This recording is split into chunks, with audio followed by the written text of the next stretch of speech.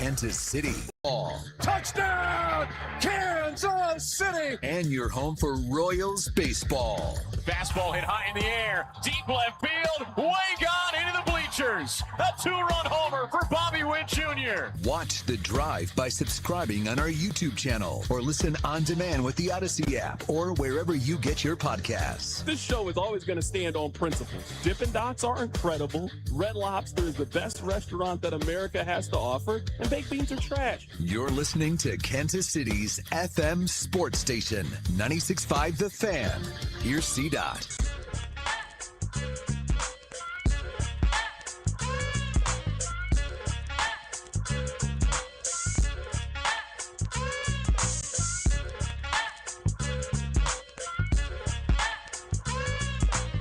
Let's do this. Another day, another dollar, another edition of The Drive. You were listening to The Drive on 96.5 The Fan, 96.5thefan.com, and also the Odyssey app. My name is Carrington Harrison. Excited, thrilled, delighted to be here with you on this wonderful, wonderful Thursday, and we have a lot to get into in today's show. We are going to talk a lot of NFL draft, a lot of NFL draft combine. The measurables are out for Rueben Bain Jr., There is a lot to discuss when it comes to that. We'll also talk a little bit of college basketball. K-State has created their own problem. We'll talk about that as the show continues to progress. I'm sure at some point I'll have a hypothetical Chiefs trade. You guys seem to really like those. We got a lot to get into in today's show. Before we dive any deeper, I need you guys to do me a couple of favors. Number one, I need you listening to The Drive each day at 2 o'clock right here on 96.5 The Fan. Number two, I need you to tell one friend to check out the show. I would greatly appreciate it. And number three, and most importantly, I need you to go stop by and see our friends over at the other place. We love our friends over at the other place, so go stop by, grab yourself some lunch, grab yourself some dinner, catch the game, watch a little college basketball. Feels like every single night in college basketball, there's a very exciting contest that is happening. We really appreciate you guys and your support, and we want you to go out and support our friends over at the other place. Now, this is where I would like to begin the show. Now, I don't want to ever come off like I think I'm an expert in certain fields. But I think I'm pretty knowledgeable on a lot of different things. But there are some things that I would say that's not my lane. Some of you get really, really into the NFL draft. And it allows you to put on your general manager hat. I can put on my general manager hat in terms of a trade, in terms of who I think you should get. But when we get deep down to the measurables and the three-cone drill and breaking down the tape and the footage, that's not really my lane. I try to stick to the rivers and lakes that I'm used to. I understand that that is a deep end of the pool that I don't swim in, and I let you have it. So I try to talk to guys like Binkley. We're going to have Todd McShay on as we get closer to the NFL draft. We're going to have the Daniel Jeremiahs, the Dane Bruglers, the Matt Millers. We're going to have the people that really get into the weeds so we can talk more about this. But I wake up today, and I see the measurables for Rueben Bain, and I see the arm length. Now, this is not something that I've ever paid attention to, but I see a lot of smart football people throwing out these superlatives that intrigued me a little bit. So we got the numbers for Rueben Bain. His arms measured less than 31 inches. Now you might be thinking, why does that matter, Carrington? Well, this is why. There has never been an edge rusher who has been drafted in the top 100 picks with a sub 31-inch arms. I then did more digging. I was like, well, what does this even mean? Like, you know, evaluators miss all the time. I don't want to take this like it's the end-all, be-all. Since 1999, so the turn of the century, there has not been a singular Pro Bowl edge rusher who has sub 31-inch arms. There has not been a single player in the National Football League to record double-digit sacks with arms as small as Rueben Bain Jr. We then can take it one step further. There have only been 2 defensive linemen drafted in the first round in the last 20 years. So we're not just going edge rusher, we're going D tackle. There's only been 2 who have been drafted in the last 25 years with arms as short as Rueben Bain Jr. So I'm coming to it from this perspective. And again, acknowledging that this is not my area of expertise. I don't believe that this is the end all be all. I don't think that this information, this number, should 100% remove him from your board. Dwight Freeney had smaller arms. Micah Parsons had smaller arms. Like, we can find exceptions to the rule. It also doesn't mean if you have super long arms that will ensure that you are a good NFL player. I could give you numbers on the other side. But it is interesting to me, and it's interesting to me for this reason. For the people that really do this for a living, not people like myself that watch college football and like, oh, I think this guy is good. Oh, you guys are undervalued. I mean, the people that really do this, that really get into the weeds. This is how they feed their family. This is how they support themselves. For the people that really do this, they are telling me this is a cause for concern. This is a red flag. And this is something that can make Rueben Bain drop in the draft. Because I'm looking at him, and I imagine a lot of you look at it, man, if he's there at 9, you got to take him. Look at what he did in college football. He was so dominant. Look at what he did in the college football playoff. You got to go take him. Man, football people are telling me, hey, this is a problem. Daniel Jeremiah thinks that he could fall into the 20s potentially because of this. Dane Brugler of The Athletic thinks the exact same thing, that he could fall in the draft because of this. This is really, really intriguing to me. The football people that do this, they have an idea of the kind of body type that they are looking for, just like at quarterback. Now, it's not saying you can't be a good quarterback if you're under 6 feet, but it is a significant challenge for you to be a great starting quarterback in the National Football League if you are shorter than 6 feet. All of the NFL people are telling me it is really, really hard to be the transcendent defensive edge that I think the Chiefs need with arms the size as his. I got to listen to that. I got to pay attention to that, especially when we're talking about a guy like David Bailey, who is just a bigger human being than he is. There's other players also at this position. So I am saying, Rob, to kick the show off, and Binkley's going to stick around and he's going to join us in a little bit because I want to have a more detailed conversation about this with somebody who is really in the weeds when it comes to the NFL draft. This is a cause for concern for me. A guy who seemed to check every single box when I watch the film and I see him up against high-level talent, and he did so basically the entire month of January. Now seeing the way that he measures out, looking at the historical context of this would make him a statistical outlier. That's what this would make him, a statistical outlier. He is one of the biggest outliers you could potentially have at this position. You usually, with his measurables, don't turn out to be a transcendent pass rusher, which is what you're hoping you get with the 9th overall pick. This was really, really intriguing to me. I'll give you one more stat here, and I'll let Rob comment on it. So Rueben Bain's arm length is the 3rd shortest of any edge rusher since 1999. The other two were Nate Williams back in 2013 and Sutton Smith in 2019. Those are the only 2 edge rushers over the last 25 years who have shorter arms than Rueben Bain Jr. Some of you might be thinking this is nonsense. Look at the tape. Look at the tape. And I'm not telling you that you are wrong if that is your philosophy. But in the same way that I don't think you can only look at the tape and then ignore every single measurable, I also don't think you can only look at the measurables and then completely disregard any tape that he has. It's all part of the process. It's all part of the evaluation. The fact that in this box he checked and what that means if you don't check this box is a little bit of a cause for concern with me, with the prospect that a majority of people really love, and it would be a great deal if you got him in Kansas City. So I don't want to say I fall on the total opposite side of you, but I do fall a little bit in the category of sometimes the tape is the tape. There are guys who have been successful in the league with short arms. The text line's pointing out a bunch of them. I'm not saying it's not cause for concern. I'm not saying it's not something to monitor. I'm saying what frustrates me about the combine and Rueben Bain's process is I don't think it's a take him off your board situation. I don't think it's an erase him. I don't think it's a situation where there's no chance he'll be successful. It is one of the data points. It's a data point that's not in his favor, but I still think if he's available at 9, I would like to see the Chiefs take him. I know that people are going to say, well, he's not a Spags fit. He has the same arm length as Ashton Gelati. Now, Ashton Gelati was not the 10th overall pick in the draft. I get there's a difference, but Ashton Gelati was a guy with shorter arms the Chiefs took. So I understand the data point.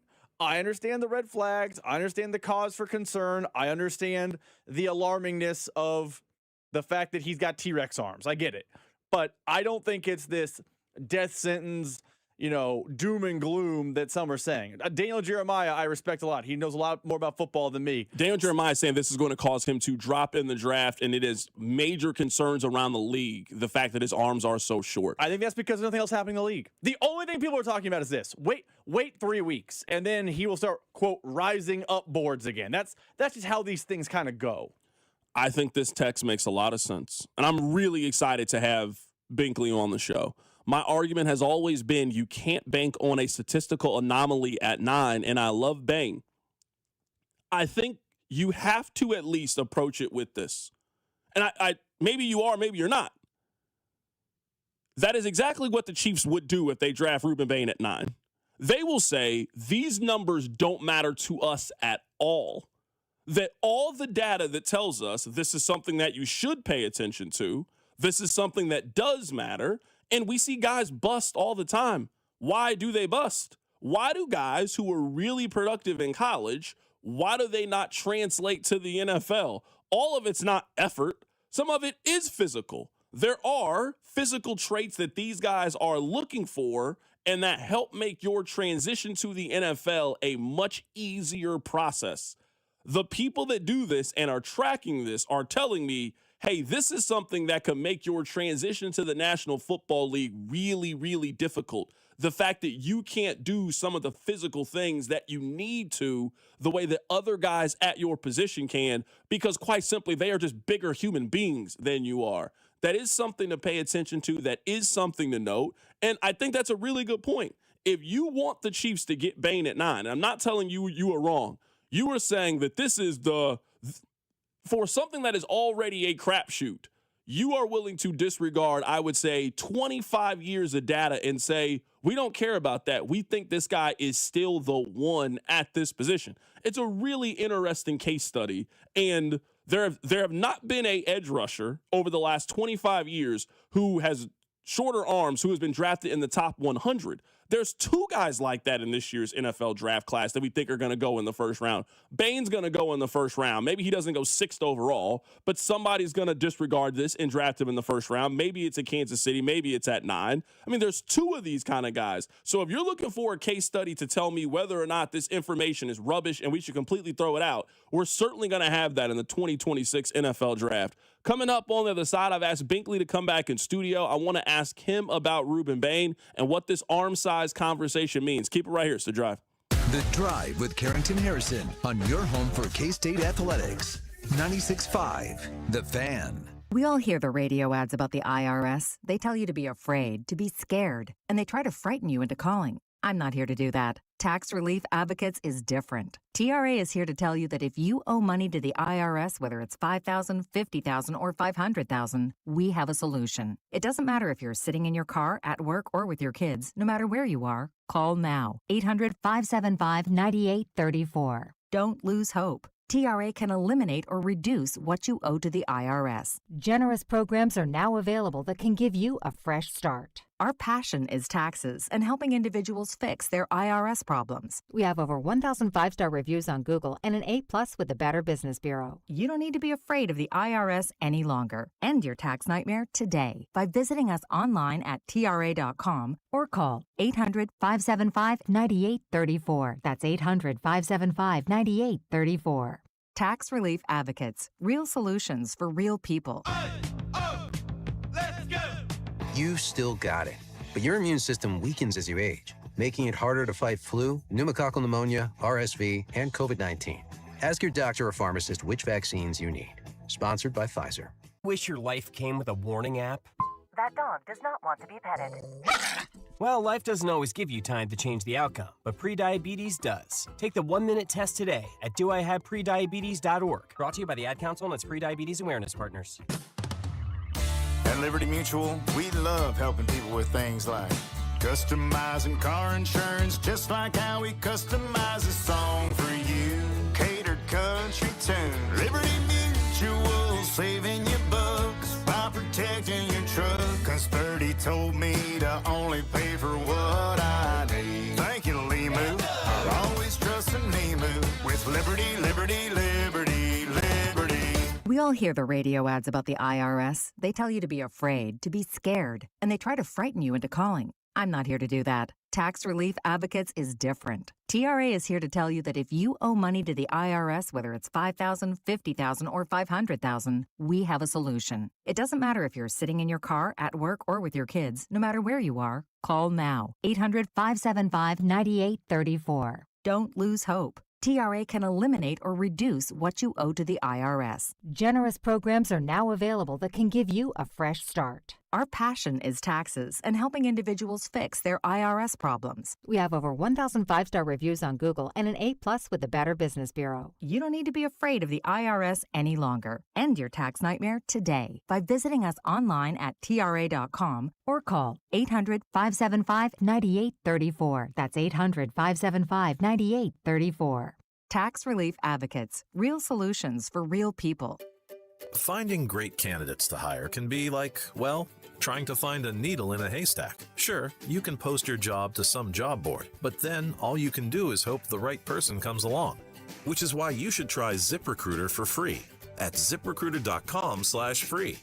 ZipRecruiter doesn't depend on candidates finding you. It finds them for you.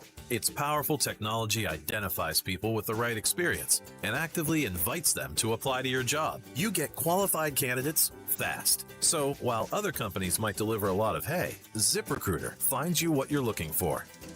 The needle in the haystack. See why 4 out of 5 employers who post a job on ZipRecruiter get a quality candidate within the first day. ZipRecruiter, the smartest way to hire. And right now, you can try ZipRecruiter for free. That's right, free at ZipRecruiter.com/free. That's ZipRecruiter.com/free. ZipRecruiter.com/free. ZipRecruiter.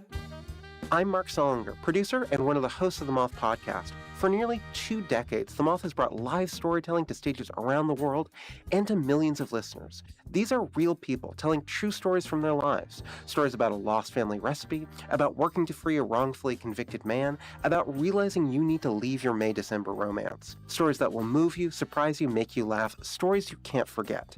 Join us. Follow and listen to The Moth wherever you get your podcasts. You're listening to 96.5 The Fan from the DM Injury Law Studios. Mike's got this. Car, truck, or motorcycle wreck? Remember, Mike's got this. 816-888-7500. Mike's got this. Hey, it's George Karlaftis from the Kansas City Chiefs. Welcome to The Drive with CDOT on your home for Chiefs football. 96.5 The Fan. All right, I've asked Binkley to stay around with us for a little bit just to talk about this. I know my strengths and I know my weaknesses. Being able to evaluate some of these things in the NFL draft, it is not my strong suit. It is not my strength. So I try to talk to the people that I think this is their strength.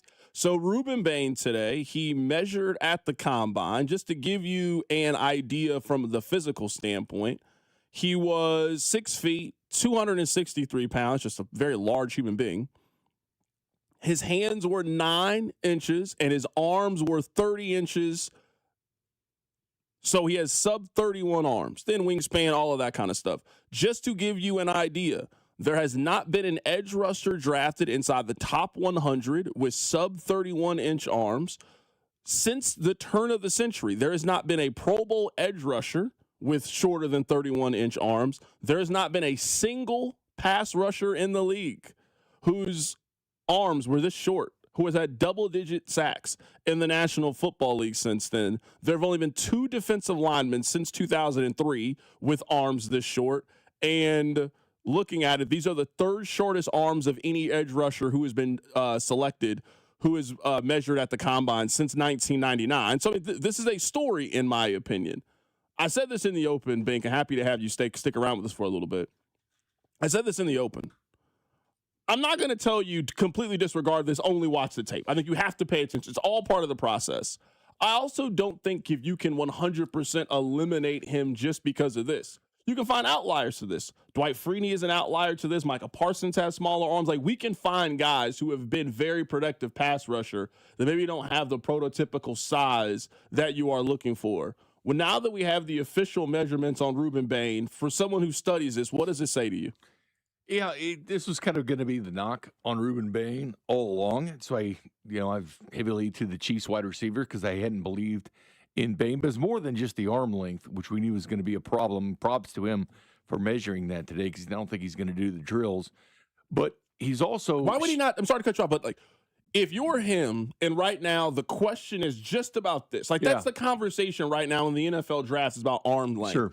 If you know that you're going to go knock out all of the other physical parts, if you know you're going to dominate the bench press, if you know you're going to go dominate the 40, if you know you're going to dominate the 3 cone drills, I would change the conversation if I'm him and not make it about arm strength, but make it about pure physical talent and raw speed and strength. But they want the tape to do that. But he came in shorter and lighter as well. So not only was the arm length, that was about to be expected for the arm length, but he's an inch shorter than his Miami bio. Miami lists him at 6'3", 275. He measured in at 6'2", 263. And so then the big question is, can you move Rueben Bain inside? Because you can deal with the arm length. You like his motor. Can he go inside? Well, at 263 pounds, guess what? You need to add more weight if you're going to be moved to the inside, if that's more of your ideal position than being on the edge. But it's always been a knock on him. I mean, the Chiefs are sticklers to this. Now, they have bent as far as edge rushers are concerned. Clearly, George Karlaftis is in the 32-inch range. Gelati, 31 7/8, so that'd be an inch longer in arm length than Rueben Bain. But as far as offensive tackles, typically it's 34 inches and above. Every tackle drafted by Andy Reid's been at least 34-inch arms. So you're going against that set. And Andy Reid's been a stickler on that, except for Simmons. Simmons has 33, so just a little bit less, but not much than what he typically drafts. But that's going to be the question. But to me, it was also the production as well, because you're on the same defensive line as somebody else, Akeem Mesidor. And I know he's a little bit older, so it might hurt him in the as far as being a first rounder. It could be at the beginning of the second round. But you're coming from a defensive line that's also having somebody drafted extremely high on the opposite edge you were. And also, when you look at production, he went weeks 3 through week 10 with 1.5 sacks. That's it. He went like a 6-week stretch with just a half a sack. To me, that stands out too because that's production. So when you always say, well, look at the tape, look at production. Well, he didn't lead Miami in sacks. Akeem Mesidor did. So why do you show up in some games and not others? That'd be my biggest question. Yeah, it sounds to me like the arm issue doesn't maybe bother you as much. You just got other questions aside from this. Well, I do, but the arm length matters. I mean, for as great of a last month that he has, like he didn't really have that one season where you had 14.5 sacks in college where we were talking about you as that kind of player. But I do think it's undeniable how he played the final month of the season and against the competition that he played with and how he dominated and how disruptive he was. I don't know if you can completely disregard that with him. Well, he was very good against A&M in the playoffs, had 3 sacks, but he disappeared for the Ole Miss semifinal game. He had no sacks. He disappeared in that game. If you watch the semifinal game, Rueben Bain didn't do anything. Then you get to the title game, and he had a sack. Mesidor on the other side did as well. I like Jacoby Thomas, the safety for Miami, better than Bain or Mesidor, to be quite honest with you.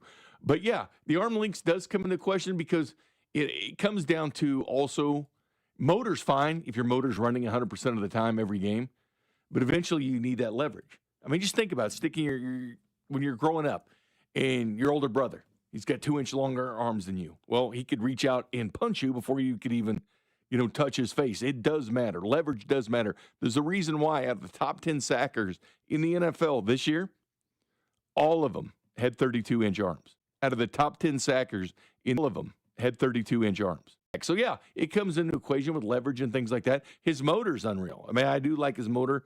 I mean, at times, Rueben Bain is unstoppable, and I get that. I do think the arm lengths, which I know everybody's making a big deal of it today, but this was the knock on Rueben Bain all year in college football was, well, because Dane Brugler and others put it out there that it could be around the 30 and 7/8-inch arms mark, but he wasn't officially measured until today. I'll give him props for doing it at the Combine. He skipped the Senior Bowl, so there was no – I understand that. He was in the national title game, but he skipped the Senior Bowl when they did the measurements, like on Diego Pavia, finding out his height. Like, he didn't do that. Rueben didn't. So, I mean, it's concerning because of the track record. Now, you can always be an asterisk. Sure, there's always asterisks in every single round you're drafting. I want to play this audio for you. We asked Mitt Holtis this question yesterday. I asked him what would he see as the Chiefs' biggest need in the NFL draft. This is what Mitch Holtis said yesterday on the show. getting more athletic and impactful on defense at all three levels. I can take you to a point, I can take you through, I alluded to this to you, I think, once the regular season ended. But I went back and reviewed tape that there were 16 times where there were, at critical times of the game, of the 11 losses, where half of those losses could have been swung on those plays. And I mean one or two plays. And it's not just, every NFL game is decided by one or two plays. These are 3rd and 8, 3rd and 9, 3rd and 10. And everybody then wants to point to some kind of magic formula of, you got to get pressure with 4. Yes, you do. Or you've got to cover the medium areas of the defense from 8 to 12 yards. Yes, you do. You have to be able to break on the ball and be aggressive and have enough athletic defensive backs to be able to make plays, even if you don't get just a perfect rush on. Yes, you do. How the game of football changed this year, meaning teams were not looking to score quickly. They were looking to control the game. I'm going to control the game, and then I'll score. And that's what happened to the Chiefs. So the countermeasure, the first countermeasure, I think, is getting just, 1, the swag back, but 2, more athletic and impactful for a defense that looks more like Seattle's. That was Mitch Holtis yesterday on the show. I asked him what he saw as the Chiefs' biggest need in the NFL draft. I'll ask you the same question, Bink. What do you see as the Chiefs' biggest need heading into the draft? Skill position at 9, 100% skill position. Because look at this team the last 2 years. They haven't had a running back sniff 1,000 yards. They haven't had a wide receiver sniff 1,000 yards. The offensive skill positions are bad for this team. And right now, you have Xavier Worthy. If Rasheed Rice didn't start the season with the team, you're screwed. You got Xavier Worthy under contract. I mean, you have to throw – the best part of this team is Patrick Mahomes. It's building the team up around Patrick Mahomes. But 850 yards led the team in receiving last year with Travis Kelce. I get it. There was a bunch of injuries, but that's to be expected because that's what you have to expect when you play in the NFL. 611 yards led him in rushing. And you know what? It wasn't much different the year before. And I know they got to the Super Bowl, but they tried to, quote, maintain, as Veach said, with that Super Bowl year that they had. But they've got to get more dynamic on offense. And I get it. We can look at Seattle and look at great defenses and all that. That's fine. But let's not forget how they got to the Super Bowl. Let's not forget that Jackson Smith had 10 catches, 153 yards, and a touchdown in the title game. That's what got them to the Super Bowl. Their defense did not. The Seahawks defense gave up nearly 500 yards to the Rams. Stafford went for 374 and 3 touchdowns against them. They could not stop the Rams. But JSN had 10 for 153 and a touchdown. I get it. You get to the Super Bowl, it's different. Obviously, the defense have shined, but the defense shined against a team that gave up 21 sacks in the Patriots throughout the postseason. So, yeah, if you want to use a game example and say, well, look at the Seahawks defense, the Super Bowl is great. Where was that defense the week before? I am in the same boat that you are. I mean, I'm obviously for them getting more explosive on defense. I'm all for them finding that pass rusher. That's why I would like for them to go at 9, find that edge rusher that you can just put there for the next 8 years. And we don't have to talk about it. A guy that's a true disruptor, a guy that can get after the quarterback. Finding somebody in that secondary that can force turnovers, that can create those opportunities is really important. But I'm with you when it comes to skill position. I don't know if I necessarily would do that at 9. Like, I'm not hammering them to go get a wide receiver at 9. Sure. If they got one, I'm not mad at it. I don't want them to draft a running back at 9. I just don't think that's a good use of the resource, especially when you look at the free agent class that exists. Like, if you're telling me that you can keep 9 and then go in another direction, but go sign Travis Etienne, go sign a Kenneth Gainwell, I'd much rather go in that direction than spend the 9th overall pick, because it's not just the pick, it's also the contract that you have to give out because he's the 9th overall pick when you look at the rookie wage scale. But I think you and I are on the same page. This team just need more explosive plays on offense. They need more than 3 yards. Is the offseason to find them. 3 yards in a cloud of dust offense. They need that explosive, take the top off the defense playmaker that they've been looking for the longest time. Patrick Mahomes needs his dude for the rest of his career. He needs that guy. Because you know what? Kelsey's been that guy. He was that guy with Alex Smith. He's been that guy with Patrick Mahomes, but he's going to be 37. It hasn't made 100% up his mind if he's coming back or not. So who's going to take that production from Kelsey? Because over the last decade, it's either been Kelsey or Tyreek Hill that's led this team in yards. That's it. That's the list. And you're banking on a 37-year-old. What if he doesn't come back? And then let's say something happens to Rice, and all of a sudden you got Worthy. You can go out and get a free agent wide receiver if you want to spend $25 million a year on Alec Pierce. If you want to spend that much money on that guy, or you can draft them, have 4 years of controllability if they're in the second round, 5 if they're first round, and not pay that wide receiver tax. It's cheaper to go get a running back. It's cheaper to go get a tight end in free agency.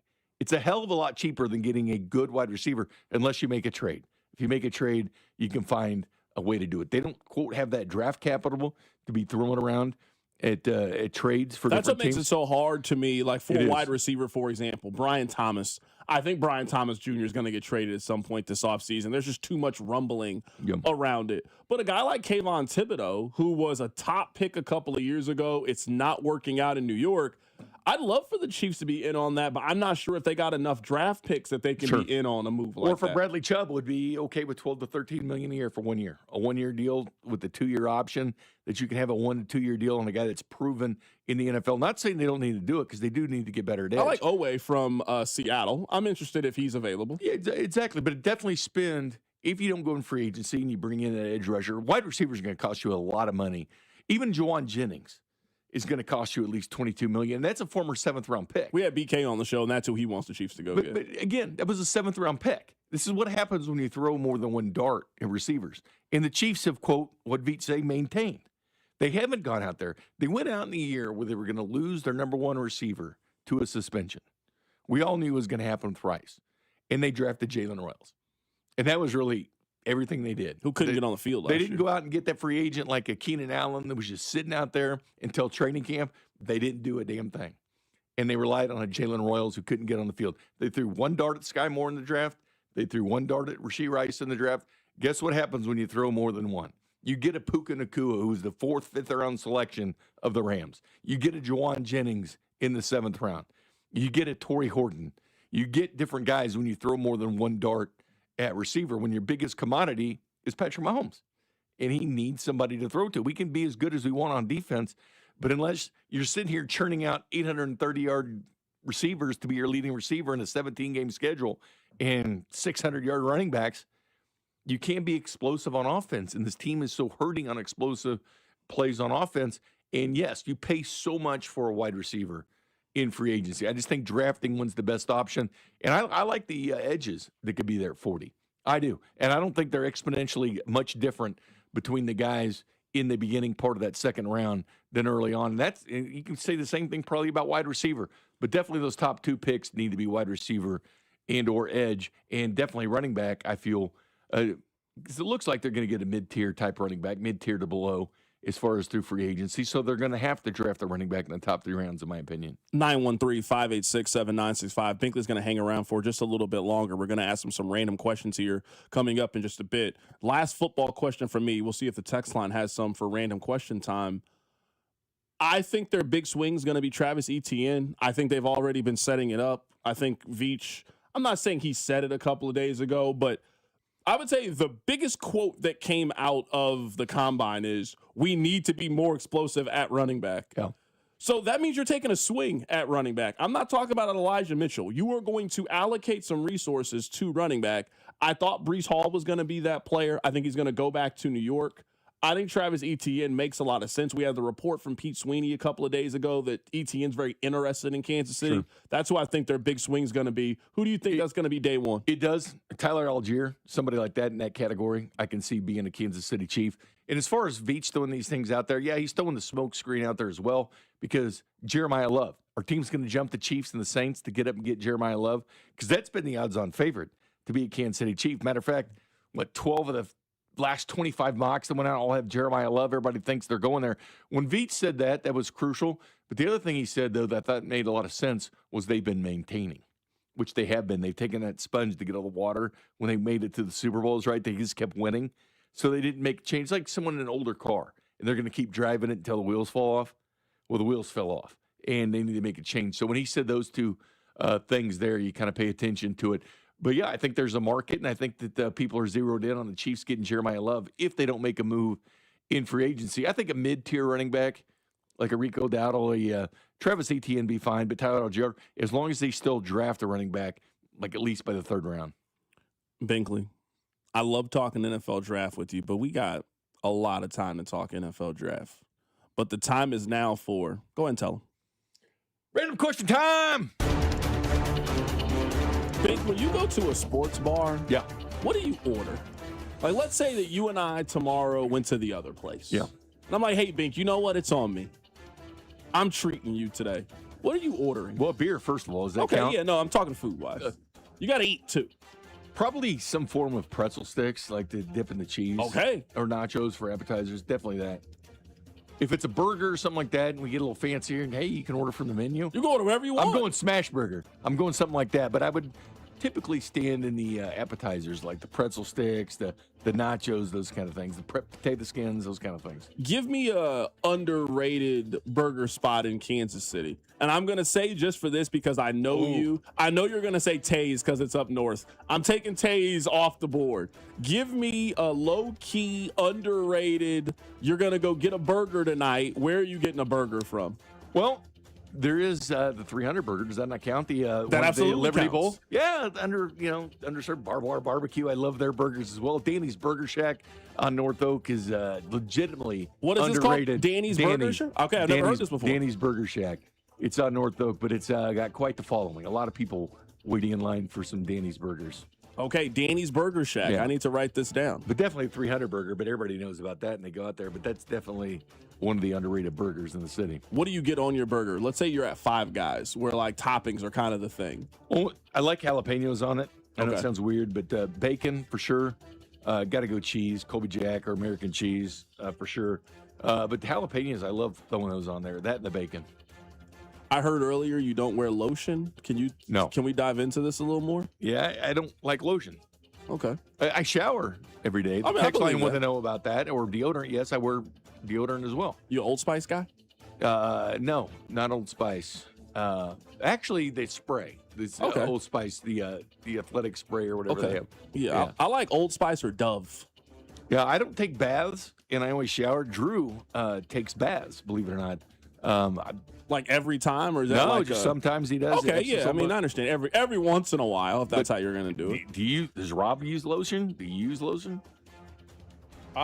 I use lotion. I use more like hand lotion than I use like body lotion. But Well, yes, I yeah, use this lotion. is like put on your face and stuff. I also use a soothing lotion soap during the winter because I don't want my skin to be all chalky. Well, you can use soap in a shower or whatever. I'm just talking just pure lotion. I I'm do just not- use lotion. I kind of have to use lotion. Do you? I saw people saying this: men don't use lotion. Definitely a two Americas conversation. I gotta use lotion. Like I just have don't to. grab the I have to lotion and then you're like replenish the applying moisture. it all over your arms, whatever. No. No, I mean I completely understand. I'm 100% with you. What was the last television show you watched, Bink? Oh, geez. Does it have to be live, or could it be something you Whatever went back and... whatever you watch. Just like I'm watching this show. Like if you were on a date with a woman and she asked you, "What shows are you watching?" What would you have answered? Honestly, I think the last one to watch is I'd like to go back and watch that Everybody Loves Raymond show. I know it's an old sitcom from the 90s. No, that but- counts. But that's funny to me. It's well written. It's like I can go back and watch some of that. Or believe it or not, I watched the other night. I was watching Log Cabin Living. These people that go out to buy these houses that are built like log cabins. I enjoy like house shows. I've never heard of this show before. I enjoy any kind of house. I'm a shows. believer that everybody has a weird show like that. Like Yeah, mine's any Bar kind of house Rescue. shows, yeah. I like Oh, Pawn love Bar Rescue, Stars. yeah. Extreme Cheapskates is a show that I also love. Rob, do you have one of those shows in this category? Any of the Gordon Ramsay shows. Like I like Kitchen Nightmares, Hell's Kitchen, Next Nice. Level Chef. I like all those shows. If Gordon Ramsay's yelling at people, I'm in. Sign me up. Or air disasters, where it shows like air disasters, problems that haven't done. I know I wouldn't watch it when you're flying, but if you don't have any flights, Okay. watch well, it. All right. I learned so much today. That is our guy, Jay Binkley, joining us in studio today. Talk a little NFL draft and also about this Rueben Bain. Rueben Bain's got baby arms. That's what we learned today at the NFL Combine. That's what he's got. He's got It's like that commercial, remember, where you can't reach a check? Because I can't reach it. Can someone slide me the check? The alligator that's sitting there. That's our guy, Jay Binkley, joining us in studio. Coming up on the other side, we love to have a good Two Americas conversation. We're going to have another one. I'll tell you what it is. Keep it right here. It's The Drive. You're listening to The Drive with Carrington Harrison. I mean, come on, guys. What are we doing here? On your home for Chiefs football, 96.5, The Fan. Have you ever wanted to go to the NBA Finals? Well, now's your chance, courtesy of our friends at FanDuel, America's #1 sportsbook app. All you need to do is use your profit boost on an NBA future, and you'll be entered for a shot to win an NBA Finals trip for two. NBA Futures, lock in your pick on who you think is going to go all the way, whether it's a team to win the championship or win the Western or Eastern Conference. Maybe you think that San Antonio is going to upset OKC out west. Maybe you got any idea who's going to come out of the Eastern Conference. Maybe you like Boston with the possible return of Jason Tatum. Whatever your bet is for the future, visit FanDuel.com/local to get started. Remember, play your game with FanDuel, an official sports betting partner of the NBA, and also 96.5 The Fan. 21 of President, Missouri. No purchase necessary. Limit 1 entry. For profit boost token. Opt-in required. Must apply profit boost token on select market. Restrictions apply. See full terms, including methods of entry at sportsbook.fanduel.com. Gambling problem? Call 1-800-GAMBLER. You still got it, but your immune system weakens as you age, making it harder to fight flu, pneumococcal pneumonia, RSV, and COVID-19. Ask your doctor or pharmacist which vaccines you need. Sponsored by Pfizer. Wish your life came with a warning app? That dog does not want to be petted. Well, life doesn't always give you time to change the outcome, but prediabetes does. Take the 1-minute test today at doihaveprediabetes.org. Brought to you by the Ad Council and its Prediabetes Awareness Partners. We all hear the radio ads about the IRS. They tell you to be afraid, to be scared, and they try to frighten you into calling. I'm not here to do that. Tax Relief Advocates is different. TRA is here to tell you that if you owe money to the IRS, whether it's $5,000, $50,000, or $500,000, we have a solution. It doesn't matter if you're sitting in your car, at work, or with your kids. No matter where you are, call now. 800-575-9834. Don't lose hope. TRA can eliminate or reduce what you owe to the IRS. Generous programs are now available that can give you a fresh start. Our passion is taxes and helping individuals fix their IRS problems. We have over 1,000 5-star reviews on Google and an A+ with the Better Business Bureau. You don't need to be afraid of the IRS any longer. End your tax nightmare today by visiting us online at TRA.com or call 800-575-9834. That's 800-575-9834. Tax Relief Advocates. Real solutions for real people. Diabetes, high blood pressure, anxiety meds, everyone's on them. If you're a 50-year-old male, maybe a bit porky, and you may even have type 2 diabetes, $1 million of term insurance may only cost you about $200 a month. Call Term Provider. Speak with Big Lou at 800-700-6898. Big Lou will find a term life policy for you even if you have type 2 diabetes, are overweight, or have high blood pressure. Term Provider has helped thousands of people like you who think they can't afford term life insurance. To buy $1 million of affordable term life for you, all you need to do is call Big Lou at 800-700-6898. Lou will make sure the scales are tipped in your favor. Call 800-700-6898. Big Lou will answer your call and work to fit you into a term life policy that you can afford. Remember, Big Lou's like you. He's on meds too. Call 800-700-6898 or biglou.com. We all hear the radio ads about the IRS. They tell you to be afraid, to be scared, and they try to frighten you into calling. I'm not here to do that. Tax Relief Advocates is different. TRA is here to tell you that if you owe money to the IRS, whether it's $5,000, $50,000, or $500,000, we have a solution. It doesn't matter if you're sitting in your car, at work, or with your kids. No matter where you are, call now. 800-575-9834. Don't lose hope. TRA can eliminate or reduce what you owe to the IRS. Generous programs are now available that can give you a fresh start. Our passion is taxes and helping individuals fix their IRS problems. We have over 1,000 5-star reviews on Google and an A+ with the Better Business Bureau. You don't need to be afraid of the IRS any longer. End your tax nightmare today by visiting us online at TRA.com or call 800-575-9834. That's 800-575-9834. Tax Relief Advocates. Real solutions for real people. This afternoon, expect sunny skies with a high of 63. Weather brought to you by Staples. From posters and presentations to labels and loyalty cards, Staples has all the print to boost your brand. Shop now in-store and online. Staples. That was easy. Hey, it's Trey Smith from the Kansas City Chiefs. Welcome back to the Drive with C-Dot on your home for Chiefs football. 96.5 The Fan. Rob, I want to play some audio for you. Now, you have not heard this. Text line. I don't know if you've heard this. Maybe you have. Maybe you haven't. So a friend invited me out and said, hey, why don't we just catch up and grab some drinks? Like, all right, cool. I'm happy to do that. What's up? You know, we're sitting there. We're chopping it up. And obviously, there's music playing in the background. I wasn't paying too much attention to it. I'm here with my friend. We're just catching up. We're just talking. We're having a good time. Rob, I kid you not, the song I'm about to play, it came up on the overhead speakers, and it was almost like a needle scratched in my mind. And I stopped the conversation. I'm like, what is this? My friend looked at me and said, I don't know. So I grabbed my phone, and then I did Shazam because I didn't know what I was listening to. This is the song that played that caused this reaction. And I'll be rolling down the street, smoking in, sipping on gin and juice, laid back. On my mind, on my money, and my money on my mind. Rolling down the street, smoking in, sipping on gin and juice, Rob. laid back. We'll come back. We'll come back. Have you heard this version of the song before? Because that's not the version of the song that I know. That's not the version of the song that I was familiar with. I understand covers, you know?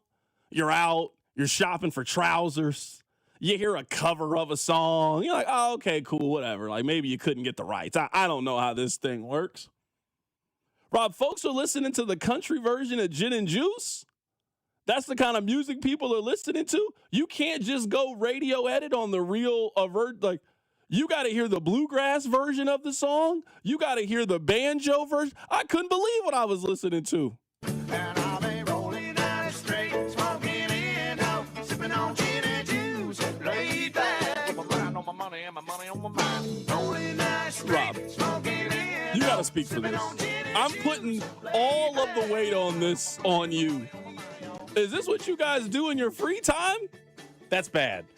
That one's real bad. I will say this. This doesn't apply to that song. There are definitely some covers where they took a song that is, hip hop or that level of song and they change the type. They make it rock or whatever. And it's what's wrong different with the version of the song that we have? Yeah, but sometimes mixing it up can result in a quality outcome. Okay, I guess this is why I'm asking the question, because I don't know. There has not been a time in which I heard a song and I was like, man, you know what I'd really love? I'd really love to hear the rap version of this song. No, I don't need the rap version of this song. You're telling me that you were listening to Snoop Dogg one day and you were thinking to yourself, you know what? You know what the market really needs? The market really needs the bluegrass version of Snoop Dogg. No! I'm telling you, that version's bad. But for an example, a To America changing of a song, Alien Ant Farm took Smooth Criminal from Michael Jackson. They made their own version.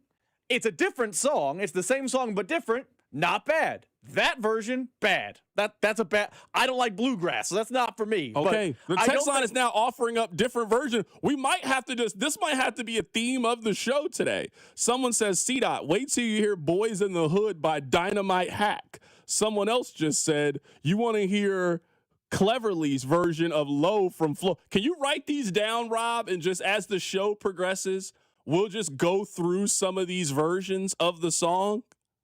Someone said, C-Dot, that's a song by The Gourds from like 2002. Where you been, homie? I'm going to tell you right now, places that are playing the honky-tonk version of Gin and Juice, not places I frequent. It's not places I'm going. That's not really where I'm hanging out at. That's why when I heard it, it caught me off guard. I was stunned that that's the version of the song I was hearing. Because I've heard the original version. I've seen the original version performed. Great song. Someone said Snoop loves it. I'm sure he does. You know what? I'm sure the people making money off that song, I'm sure they're big fans of it. I'm sure he loves it. He's profited greatly off of their version of Gin and Juice. Let me ask you this. You say you never cross over the other way. Does Jay-Z's Encore / Linkin Park Numb That was kind of like if they different? came together to like both like re-record the album. Because that's a little different to me. It's both individual Yeah, things. So, okay. And I actually like that version of Numb Encore the best. I like that more than the original version of Encore. But you don't hear like, there's no version of Jay-Z going back, man, you know what? That Reba McEntire song, what if I put my own flavor on it? There's no version of that. That's why it was interesting to me. Text line wants to hear it again. Let's play it one more time. And I'll be rolling down the street, smoking in dope, sipping on gin and juice, laid back, with my mind on my money and my money on my mind. Rolling This is how I imagine two America's weddings sound like. This is what I imagine they sound like. This is when you like, Rob, if you told me that you got a live band, I know you had a DJ, but if you told me, oh, we got live music, that's the kind of music I expect to hear at your wedding. And I'm telling you, grandma is going crazy. Like, your aunt is on the dance floor. She is cutting a rug to that version of Gin and Juice. She loves it. Someone said Whitney Houston remade I Will Always Love You, which is a Dolly Parton song. I think this happens more often than you're giving credit to. I'm not saying it's always good, but it definitely happens more often. Okay. Beyonce just remade Jolene. Yep, that's she did. Great example. Jolene. Great example. Okay. All right. I just was curious. I never heard that song. Toto by Weezer is another cover I like. I just wanted to know. Text line 913. We're going to do this periodically through the show. Can you write down some of these covers that the text line is sending in, and can we listen? Because all these, I've never heard them before. I've only heard one version of Boys in the Hood. I've never heard, I don't even know what Cleverly is. That sounds like an app on your phone. I'd love to hear their version of Boys in the Hood. I worry about being able to play Boys in the Hood on the radio, just we in can general. find it. I mean, this is why we have you in to produce. We need you to produce these covers is what we need you to do. That's not a cover problem. That's a lyrics problem I think we'd run into. Coming up at the top of the hour, I do want to get back to the NFL. I have this question, 913-586-795. What do you think is the first wow moment of the offseason going to be? There is going to be one. There is going to be the moment in the offseason that I am yapping about something. Rob hits the breaking news sounder, and then Rob makes an announcement that this thing has happened, and we focus all of our energy and attention to talking about that thing. What do you think that thing is going to be? What's the first one of those moves that's going to happen in the offseason? I'll tell you what I think the answer is. Let's talk about Travis Kelce for a second, not from an on-the-field perspective, but from an off-the-field perspective. So the New York Times, The Athletic, they're the same thing at this point. The New York Times is saying that Kelce is clearly leaning towards coming back. I think everyone agrees with that at this point. I'd be surprised if Travis Kelce announced in 2 weeks that he is retiring. I think that Travis Kelce is coming back to play for the Kansas City Chiefs. But that is not the news that I'm telling you about, because that is not breaking news in any way. The reports or the feeling amongst the executives and the networks is that Travis Kelce does not want to be a studio host. For example, he doesn't want to be Howie Long. He doesn't want to be his brother. He wants to call games, which is not what I would have guessed. Like, he wants to be Greg Olsen. He wants to be Tony Romo. He wants to be Tom Brady. Rob, I guess 2 parts here. Is there any of those jobs that are available right now? Like, a lot of these guys, like, it doesn't appear to me that Travis Kelce is probably willing to do the 11 a.m. college football game. Like, yeah, if Travis Kelce wanted to do that, whoever they have doing that at ESPN, they let that person go right now for Travis Kelce to do it. But I'm imagining, like, he wants to be a top broadcaster at the NFL level. Is there a job that's open like that right now? Because I would say that if Travis Kelce wants to call games, his best bet is to hope that something happens at Amazon and that Kirk Herbstreit just wakes up one day and says, man, my schedule is really, really busy. I can't do this anymore at the level that I've been doing it at, and Amazon kind of starts over. Al Michaels retires. Kirk Herbstreit is going to primarily focus on college football, and then that leaves Thursday Night Football open. But Monday Night Football, Aikman's not going anywhere soon. Collinsworth isn't going anywhere anytime soon on Sunday Night Football. You've got Tony Romo, who seems very locked in. Brady's locked in at this point. Is there one of those jobs that's one of the marquee jobs? Or is Kelce willing to go and be on the D team? Is Kelce willing to be on the E team and kind of work his way up that way? I was a little bit surprised to see that Kelsey's preference is not to be on the studio because there's just more of those jobs available. There's more jobs on NFL Live or on Sunday Night in America than for him to be able to call games immediately right after he retires. I'm surprised by it, but I'm curious if he's willing to be on a B team. I don't think he has to go all the way down to D. I think, can he be Trent Green? Can he be, Greg Olson's on an A team right now. Can he be Trent Green? Trent Green's the B team for CBS. It's Trent, Kevin Harlan. Maybe it's the C team with Ian Eagle. J.J. Watt is doing that right now. J.J. Watt went from on the football field to calling games basically in the blink of an eye. He's on the C team for CBS. Maybe it's the B team and Harlan's the C team. I don't know how that all shakes out. But if he's willing to work with, Kenny Albert or someone at Fox, I think there's definitely a path for him to do that. And I don't know how much longer Collinsworth has. He's getting older every year. I guess we all are. And Romo's not good right now. If you're willing to go be on a C team and impress, you could rise up the ranks pretty quick. And maybe then an Amazon calls you. Maybe a Netflix calls you. We know they're going to get in the football game more. Maybe a different streaming service calls you. But if he's willing to start out at the bottom and move his way up, I definitely think there's a path for him to do it. Yeah, it's just very interesting because, I'm just assuming that Kelsey's going to be courted by everybody. Everybody would want Travis Kelce to join their team. I'm looking right now at the current landscape, and if you want to call games, I just don't know if you're going to get that number one broadcast job right now. I just don't know if any of those jobs are clearly open at this point. Coming up at the top of the hour, we'll keep talking about the National Football League. There is going to be the first wow moment of the offseason. What do you think that's going to be? I give you my prediction next. Keep it right here, it's The Drive. The Drive with Carrington Harrison on Kansas City's only FM sports station, 96.5, The Fan. When severe weather hits, tune in to 98.1 KMBZ for Operation Stormwatch, brought to you by Century Roofing, proudly voted the #1 roofing company in all of Kansas City. CenturyRoofingKC.com.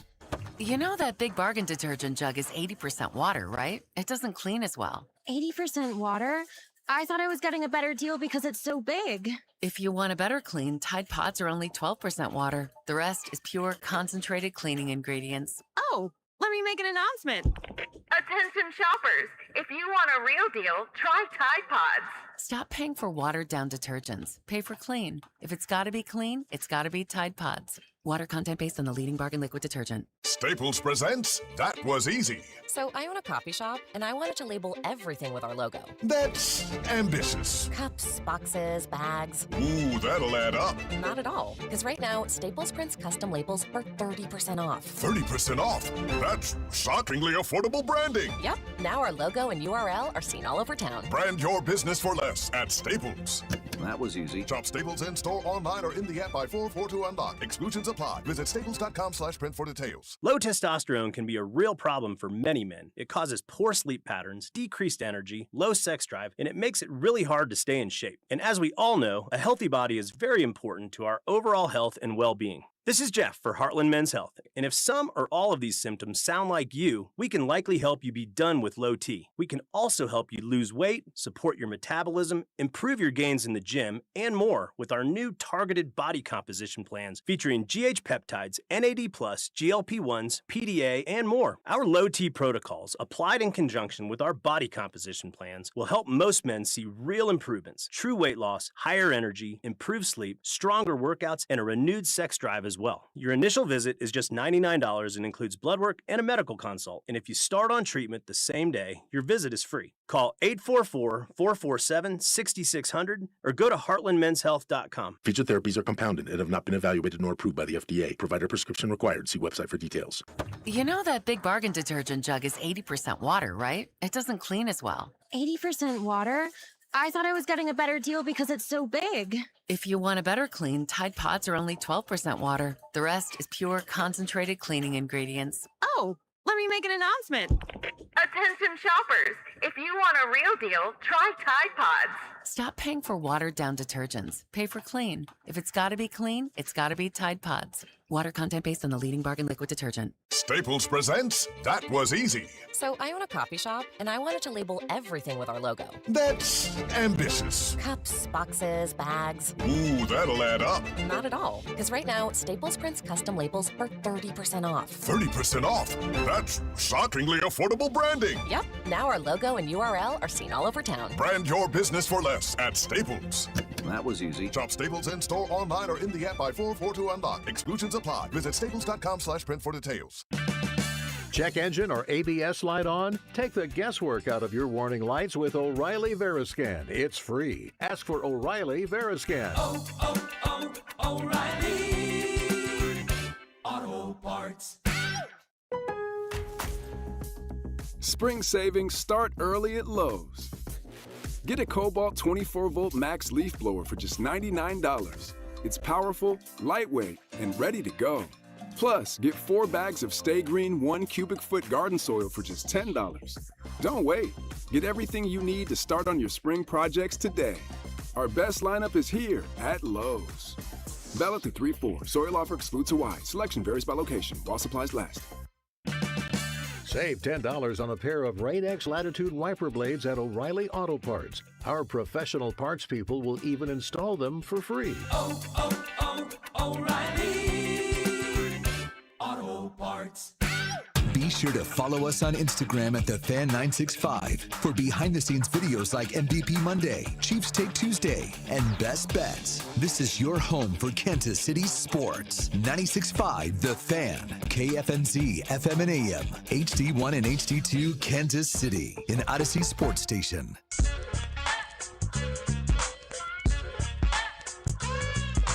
We got to call an audible here. We will get back to the NFL. We're actually going to talk a little college basketball here. My apologies.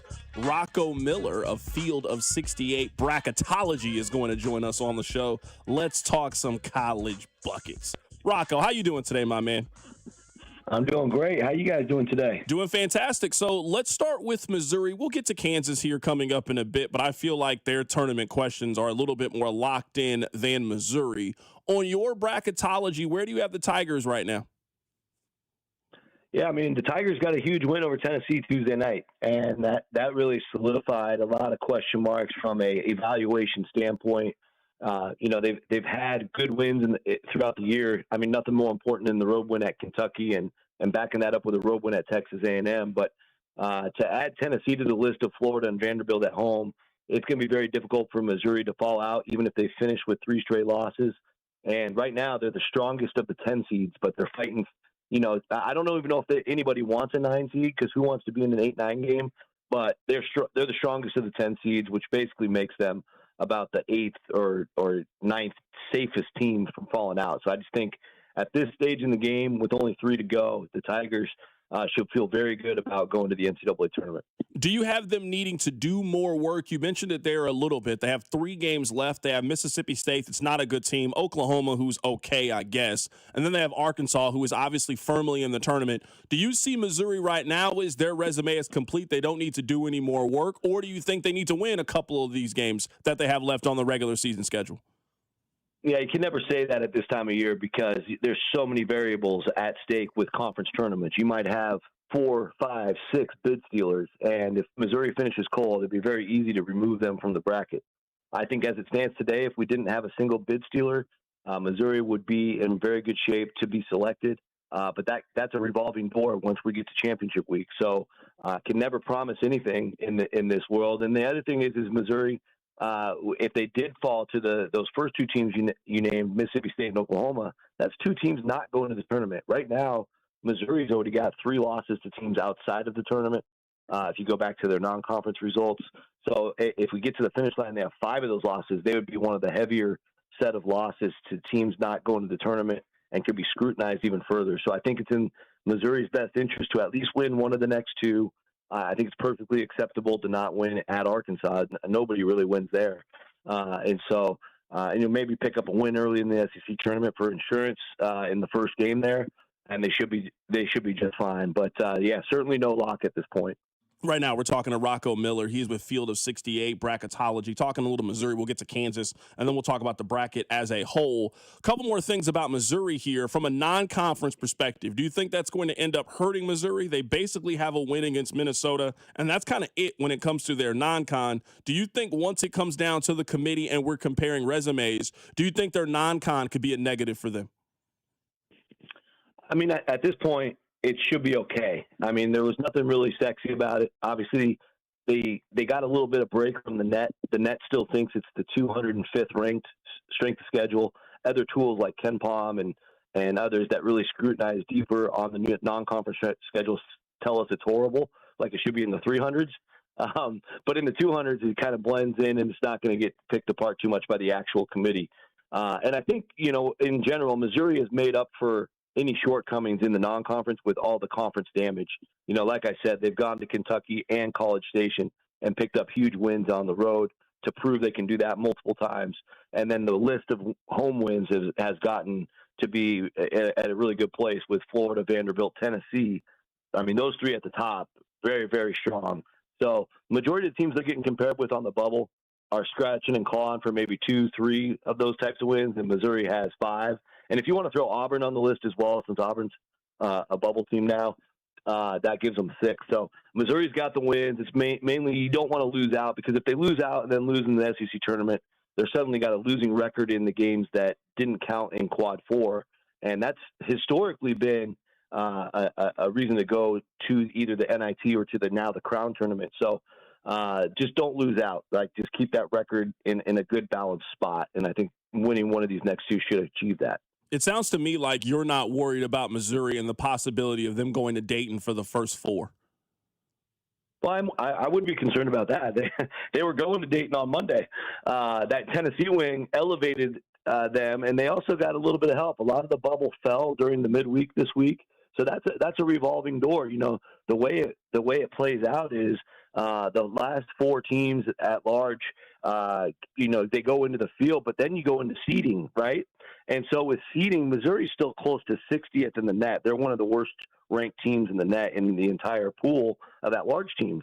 So even if Missouri's safely in the field, they could easily get sent to Dayton based on their power numbers not being nearly as strong as teams like Texas or even Texas A&M, who they beat, and certainly not as good as teams like Santa Clara, who might also be in that mix, or even UCLA. So right now, Missouri's probably got a better resume than all of those teams. But if you start doing the seeding exercise, which tends to lean more towards those power numbers, Ken Palm, net, et cetera, that hurts Missouri, and they could definitely fall in the first 4 in Dayton. Let's talk about Kansas. Right now, we're talking to Rocco Miller with Field of 68 Bracketology. Let's get his thoughts on the Jayhawks. What's their best-case scenario for seed? What's their worst-case scenario for seed?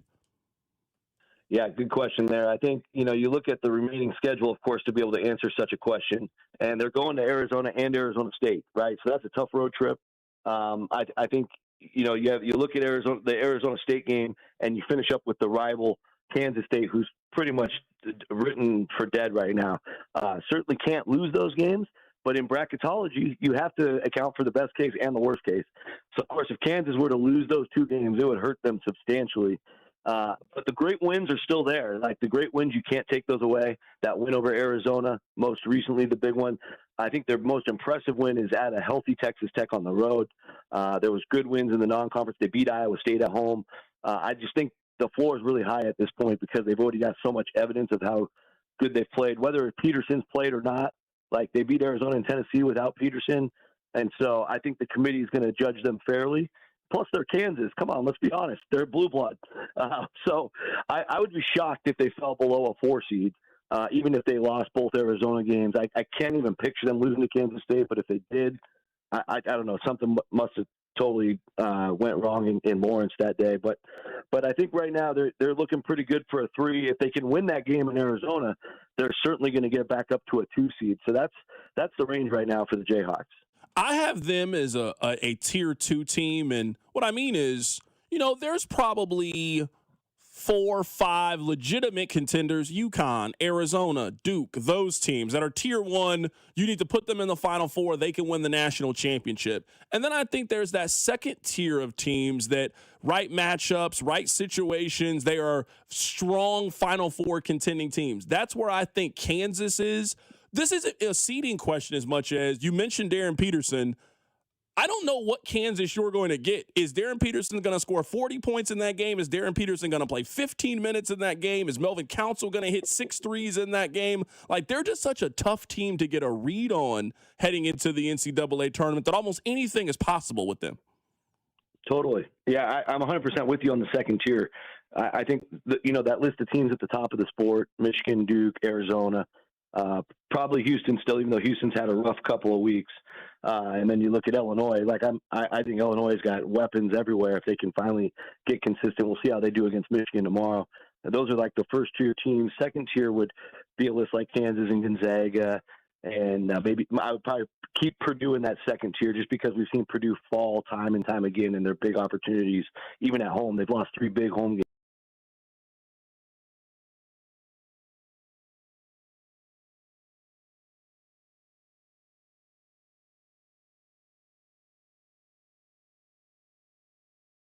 Certainly in the last handful of years, they've really cleaned up the defense behind Flory Badunga, and his presence is such a big part of the game.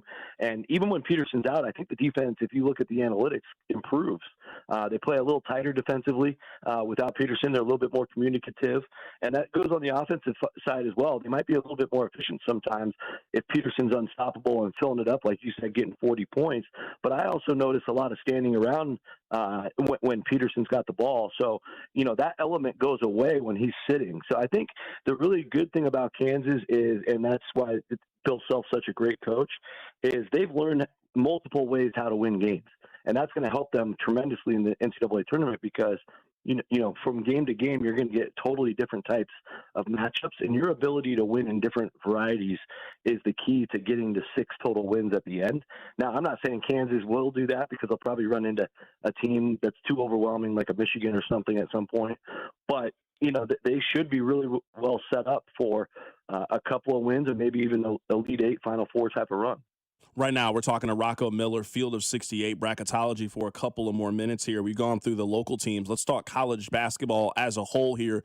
2 mid-majors I want to get your opinion on. How do you feel about St. Louis? How do you feel about Miami of Ohio? Those are 2 teams that they're going to be popular sleepers. They're going to be popular teams to make a Sweet 16 run. How do you feel about those 2 mid-majors?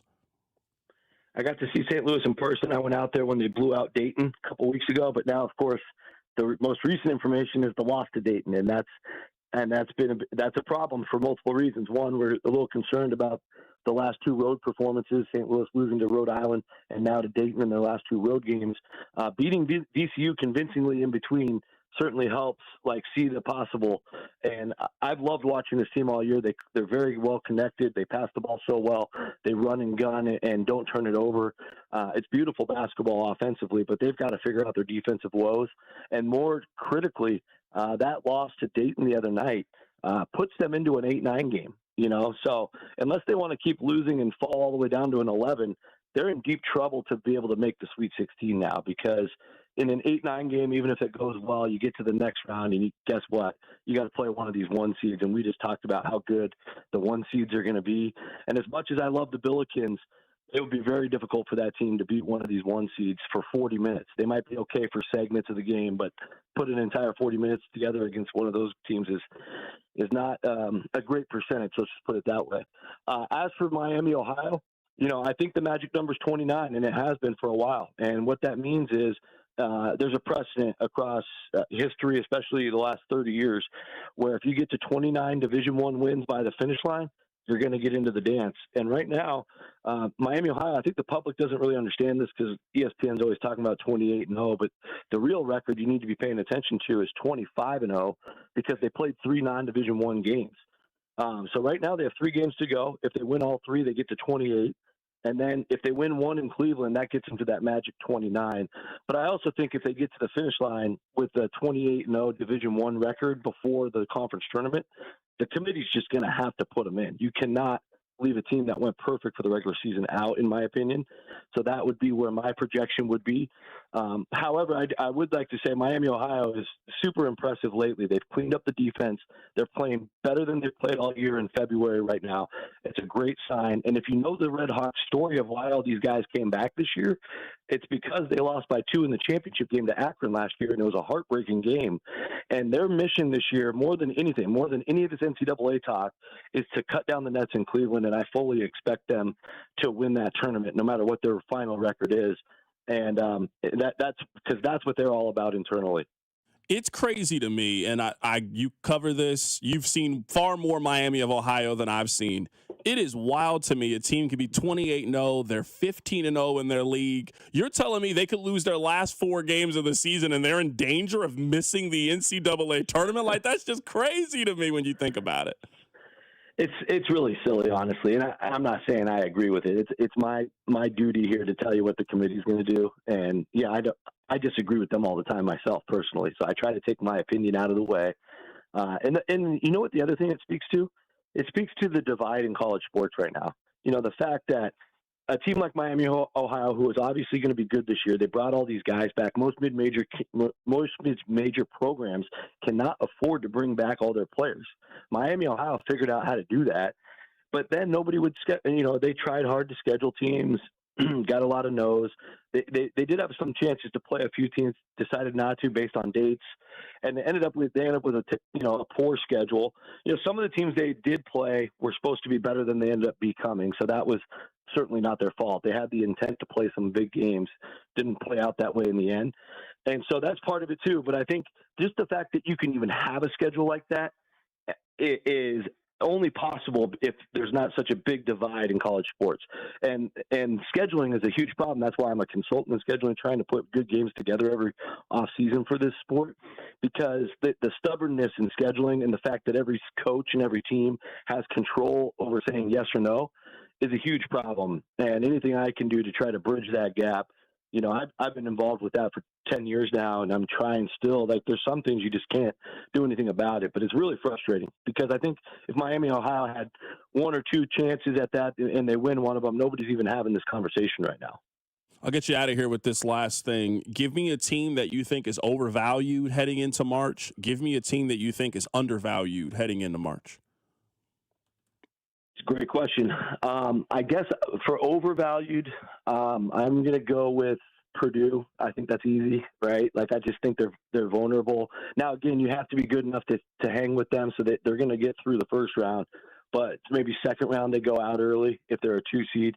That would be one. And I think an underseeded team, you know, potentially if they can get in. I mean, I just covered them last night and they did not play well. But I've covered this team 7 or 8 times, and I've been on the play-by-play for them as well.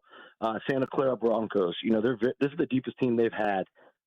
They've got multiple guys that could be in the NBA. Alan Graves might be a first-round pick next year. And they have 10 deep, really big players, great shooters, great passers. You know, a lot of teams would go into St. Mary's last night and get beat like that. And Santa Clara's right on the bubble, but I think if they can break through, they're good enough to get a couple wins. I know everybody's talking about St. Louis and Miami, Ohio, but I think Santa Clara would be happy to get out of this WCC madness where they have to beat Gonzaga and St. Mary's and play somebody else. And they haven't broken through since the 90s. So it'd be just such a huge deal for the school. And I could see that momentum carrying with the magic of March if they can get through. That is Rocco Miller of Field of 68 Bracketology joining us on the show today to talk a little college basketball. Great stuff, Rocco, man. We'll catch up with you. We got 2 weeks until we find out what the bracket is, man. Thanks a lot for popping on today. It's going quick. Anytime. Happy to join you guys. Thank you again. Absolutely. That's Rocco Miller joining us on the show. I do want to get back to the NFL. We have to react to a couple of the things that he said there. I'm not going to paint it like I've watched a lot of Miami of Ohio this year. I'm obviously very aware of what they've done this season, but I cannot tell you that I've sat down and just watched a lot of Miami of Ohio this year. The fact that we are even having a conversation or not, like, Rob, listening to him, they still need to do more work to get into the NCAA tournament. They're 28-0. They're 28-0 in the MAC. That's not enough to get you in the NCAA tournament. Like, he's now setting it up that they're going to be an 11 seed. They're going to be an 11 seed. They're going to barely make the NCAA tournament, and they're going to have to play a okay team from the Big 12. Like, they're going to play BYU in the first round. Like, that's going to be their reward for their season is, oh, yeah, maybe the number 1 overall pick. You guys got to go against him. I mean, you can see how they're setting it up with Miami of Ohio. Now, we got a couple of weeks to have this conversation, and maybe this is a premature conversation to have. Rob, are people fine that they've just killed Cinderella? Like, they have absolutely destroyed the mid-major. There's 3 mid-majors to pay attention to. There's St. Louis, there's Miami of Ohio, and there's possibly Santa Clara, where if you look at Joe Lunardi, he has Santa Clara as a team that could end up going to Dayton. Like, part of the appeal of the NCAA tournament, part of how it has grown to the behemoth that it is that a Valpo could make a run, that a Florida Gulf Coast could make a run. Like, we can go up and down the list. Sister Jean and Loyola Chicago, the way that college basketball is currently set up, they are taking all of the resources from those teams, and you got to jump through super hoops for you to even make the tournament because none of those teams will schedule you in the non-con. Miami of Ohio would have beaten some Big 12 teams, would have beaten some SEC schools, would have beaten some of these teams. Well, you can't beat them if they don't put them on your schedule. I feel like, now listen, college basketball I think is really good this year, and it's experiencing a renaissance, and that's great. As a college basketball fan, that's exciting. But I feel like one of the things that people fell in love with the college basketball is slowly disappearing because you're right. Miami of Ohio, they are going to get screwed a little bit, but in years past, there may be hey, your resume stinks, but you went undefeated. You can have a 6 seed or a 7 seed. I don't think they're ever going to rise to like a 1, 2, 3, or 4, but they would have a chance to, make a run in the tournament. St. Louis have a chance to make a run in the tournament. Dayton, he mentioned, made the second best team in the A-10, Dayton or VCU. We would have seen those teams fighting for the bubble at the end of the year. Santa Clara is a team that, hey, people might fall in love with in March, but they might be in Dayton. You can't fall in love with a team when they're in Dayton. Like, it just doesn't move people the same way. I think whether it's scheduling, whether it's mega conferences, whether it's the portal, I don't know what it is. It could be all of those things, but the mid-major is like oh, watch out for this team is slowly not becoming a thing. Like, I think the portal's the biggest problem in that regard, but it is kind of sucky for college basketball fans that a team like Miami, Ohio gets no chance. Like, I'm looking at it right now, and I understand that Joe Lunardi's bracket is not the final bracket by any means, so don't take it that I view it that way. I mean, right now, he has Miami of Ohio playing St. Louis in a 6-11 matchup. Now, that would suck for everyone because one of the mid-majors is losing. 100%. And I feel like the committee does that a lot. Like, I bet we could go back and we could look at brackets in years past. Over the last 5 years, there might be 2 of those teams that you like, and somehow randomly they end up playing each other in the first round. No, have the 11 seed, Miami of Ohio, play Arkansas, play Tennessee. That's what we want. Have St. Louis matched up with Texas. Those are the games that we won in the first round of the NCAA tournament. Nobody wants St. Louis to play Miami of Ohio in the first round. That's not what we're in this for.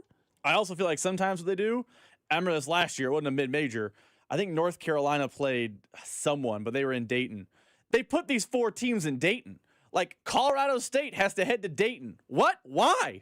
Why do they get punished to have to go to Dayton? But last year, Kansas wasn't great, but why are they safely in? But Colorado State goes 28-4, and you get punished. You got to go to Dayton to play a 17-15, Carolina team. Like that.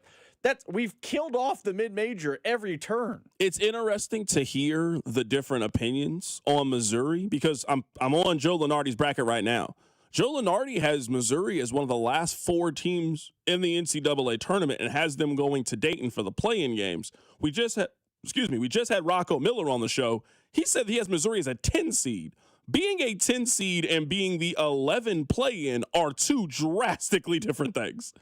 That is a wide scope of what you are in terms of your ability to make a run. How are you safely in the tournament? So it is interesting to me with Missouri. That's why, at least I've been saying, I don't care about bracketology. Try to go 2-1 in these games. If you go 2-1, you eliminate any conversation about Dayton.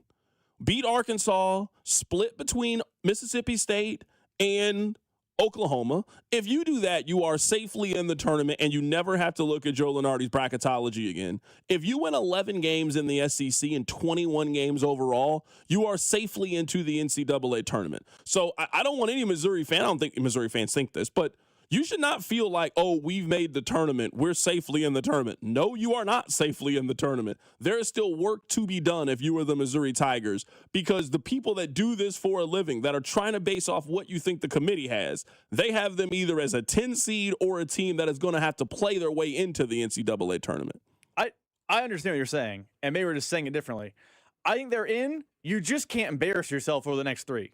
Like, there's no reason you should go 0-2 against Oklahoma, Mississippi State. You got to win one of those two for sure. If you go 1-2 and you go 1-1 in the games against and you teams lose to Arkansas, you lose to Arkansas, I don't think you're being punished for that. Now, if you go 0-3, yes, you're right. Get out of the lock conversation. But it's hard for me to think, even as up and down Jekyll and Hyde as Missouri has been, they are better than Oklahoma and Mississippi State. They should not go 0-2 in those games. I know it's college basketball and it's a road game and things happen. They should not lose in Stark Vegas and Norman. That should not be happening. Coming up on the other side, I'll throw this out there, 913-586-7965.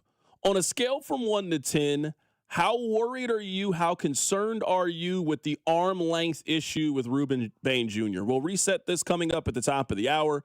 He got measured at the combine. He has some of the shortest arms that we have seen in the last 25 years for a player at his position. We'll get to it next. Keep it right here. It's The Drive.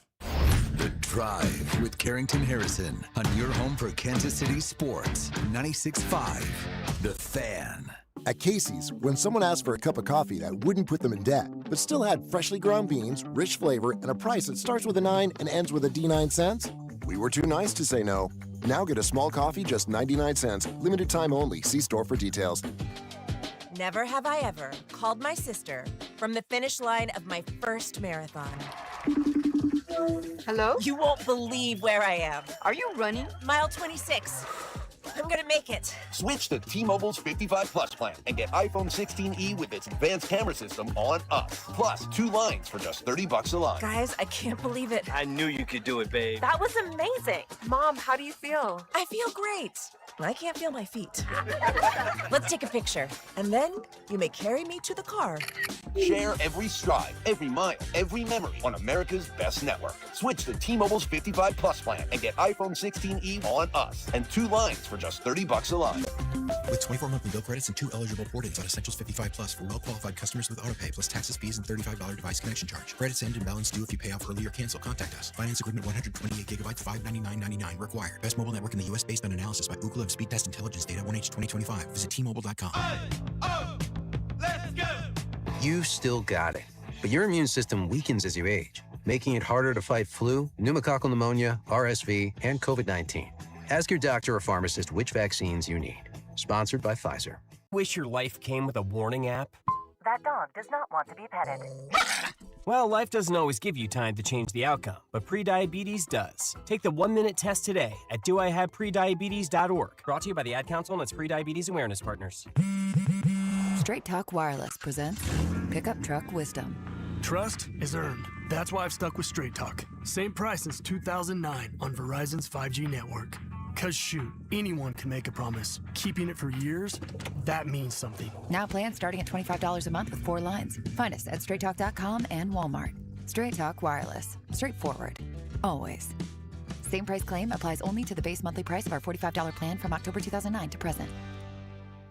Every morning, we rise and shine, make breakfast, and brush away the night's rest. These routines help us start the day off right. Nature-Made vitamins are a simple step in that daily care regimen. Multivitamins with daily essentials, clinically studied probiotics for gut health support, magnesium to help relax the body. Nature-Made is made to care for you. Every evaluated by the Food and Drug Administration, these products are not treat, cure, or prevent any disease. This is Kevin Harlan, and if I sound a little tired, it's because it's Ford Truck Month at Rob's Side Ford. You and me both, Kevin. It's been non-stop. Well, Rob, remind me again why. Because Rob's Site Ford is offering brand new F-150s up to $16,000 off, 0% financing for 60 months, and 0 payments for 90 days. Yes, that'll do it. And it's not just the F-150s. We've got the best deals of the years on Super Duty, Ranger, and Maverick. Okay, so let me get this straight, Rob. Massive savings, strong financing, no payments for 3 months, and people are showing up? It's nonstop. Funny how that works. Turns out, when you've got the inventory, the price, and the experience, people notice. Especially when you're Kansas City's #1 top-rated Ford dealer on Google. 4.8 stars and over 3,000 reviews. And Kansas City's top volume F-150 dealer. No wonder you're tired. It's Ford Truck Month at Rob's Side Ford, 135th and State Line, or robsite.com. Never have I ever called my sister from the finish line of my first marathon. Hello? You won't believe where I am. Are you running? Mile 26. I'm gonna make it. Switch to T-Mobile's 55 Plus plan and get iPhone 16e with its advanced camera system on us. Plus 2 lines for just $30 a line. Guys, I can't believe it. I knew you could do it, babe. That was amazing. Mom, how do you feel? I feel great. I can't feel my feet. Let's take a picture. And then you may carry me to the car. Share every stride, every mile, every memory on America's best network. Switch to T-Mobile's 55 Plus plan and get iPhone 16e on us and 2 lines for just $30 a line. With 24 monthly bill credits and 2 eligible port-ins on Essentials 55 Plus for well-qualified customers with autopay plus taxes, fees, and $35 device connection charge. Credits end and balance due if you pay off early or cancel. Contact us. Finance agreement 128 gigabytes, $599.99 required. Best mobile network in the U.S. based on analysis by Ookla of Speed Test Intelligence Data 1H 2025. Visit T-Mobile.com. You're listening to 96.5 The Fan from the DM Injury Law Studios. Mike's got this. Car, truck, or motorcycle wreck? Remember, Mike's got this. 816-888-7500. Mike's got this. Here's your traffic report on 96.5 The Fan. Traffic is really slowing I-35 through the downtown loop and even heavier volumes westbound I-70 approaching downtown. Both sides of the state line is experiencing heavy flow. I'm Bill Brooks, 96.5 The Fan traffic. Hey, it's Chris Jones from the Kansas City Chiefs. Welcome back to The Drive with C-Dot on your home for Chiefs football. 96.5 The Fan. Rob, I don't get very mad often, but I'm going to tell you, if in the next segment, if you haven't properly cut some more of these random covers, I'm going to be a little bit upset. We've already played one today.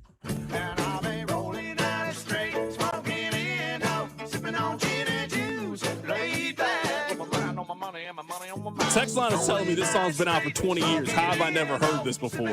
I would like to know where I would have heard this song at, this version of the song. And the text line is telling me there's so many of these that are out there. Now, I know that we have covers. I had no clue that people were just taking these songs and just turning them into bluegrass anthems. I had absolutely no clue. The text line has been offering up suggestions. I want to play one of these an hour. We're going to make our own mixtape.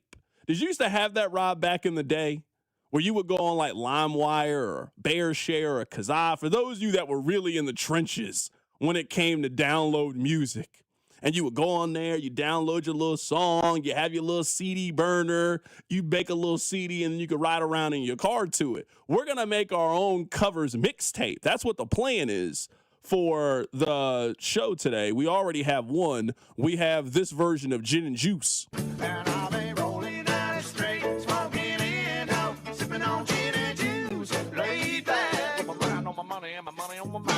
And we're going to continue to play more of these as the show goes. All right, Rob, I do want to talk about this. You called him Baby Arm Bain, which seems just really kind of mean to me when it comes to that man.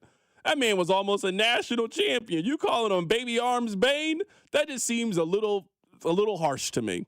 So to let you guys know, today they measured the arms of Rueben Bain. It wasn't good. There has not been a edge rusher in the top 100 drafted in the last 25 years with arms shorter than his. There has not been a Pro Bowler in the last 25 years at edge rusher with arms shorter than his. There has not been a player to get double-digit sacks in the last 25 years with players with the arms shorter than his. I think this is a thing. Now, I don't know how much this is a thing. There are some things I feel very definitive about, like I'll pound the table for. This is not one of those things I don't know. I am not a draft scout evaluator type. I'm not going to pretend to be one on the radio. I got to listen to the people that do this for a living, and they're telling me this is something that could be a red flag, and this is something that could take him off a team's boards and cause him to drop in the draft. So I asked this question before the break. On a scale from 1 to 10, how much did this worry you with Rueben Bain? I put it at a 7. I put it at a 7 for this reason. Yes, there are outliers in every single situation, right? Every single situation. Like, if there was a quarterback that was 5'8", yes, I can give you a quarterback under 6 feet that has won a Super Bowl. But history tells you It's tough. It's really, really tough to play quarterback at a high level if you are below this height. It's really hard to be great at certain positions if that is your physical makeup and body type. I think this combine stuff matters. I do. I think it matters. I think how you perform in these drills, I think these teams that are investing millions of dollars into these athletes take this information because this information matters in how you evaluate a football player. And the fact that he has this, I do think could be enough that he just slides down the draft. Every draft cycle, there is a player that we spend all this time, man, how did this guy fall in the draft? How did this guy fall in the draft? And next thing you know, we look up and he goes 22nd overall in the draft. All of the film checks out with Bain. There's not a question to me when it comes to that. But if we look up and on draft day, Rueben Bain goes 23rd in the NFL draft, I can tell you exactly why he went 23rd in the draft. There's teams that really take this arm measurement stuff super, super serious, and that is why a lot of organizations passed up on him. So, Rob, I put it as a 7. It's not enough for me to take him off the board, but I will say, whenever he signs up to do his pro day, the physicals need to jump off the screen. The 40 time, bench press, all of those other physical drills, because you can make up for the arm length, in my opinion, but you just better be physically gifted in a lot of ways. A lot of people are using Dwight Freeney as an example, a guy who also didn't really measure when it comes to arm length. If you're telling me that the physicals of Rueben Bain track like Dwight Freeney, we can start to have that conversation. But he's not doing anything at the combine. He didn't compete in the Senior Bowl, and I understand it. He was in the national championship game. You played football pretty late in the season. I understand why you now don't want to go to Mobile, Alabama. I understand also why you are not doing the combine stuff. At some point, your arms are your arms. They're going to get measured anyway. I'll show up. I'll do that. I'll do all the measurement stuff. I'll also sit down. I'll interview with teams. But if you want to come see me work out, you got to come down to Coral Gables. You got to come down to my home turf, and you got to see me work out. I now want to see the second part of this. He needs to smoke the pro day.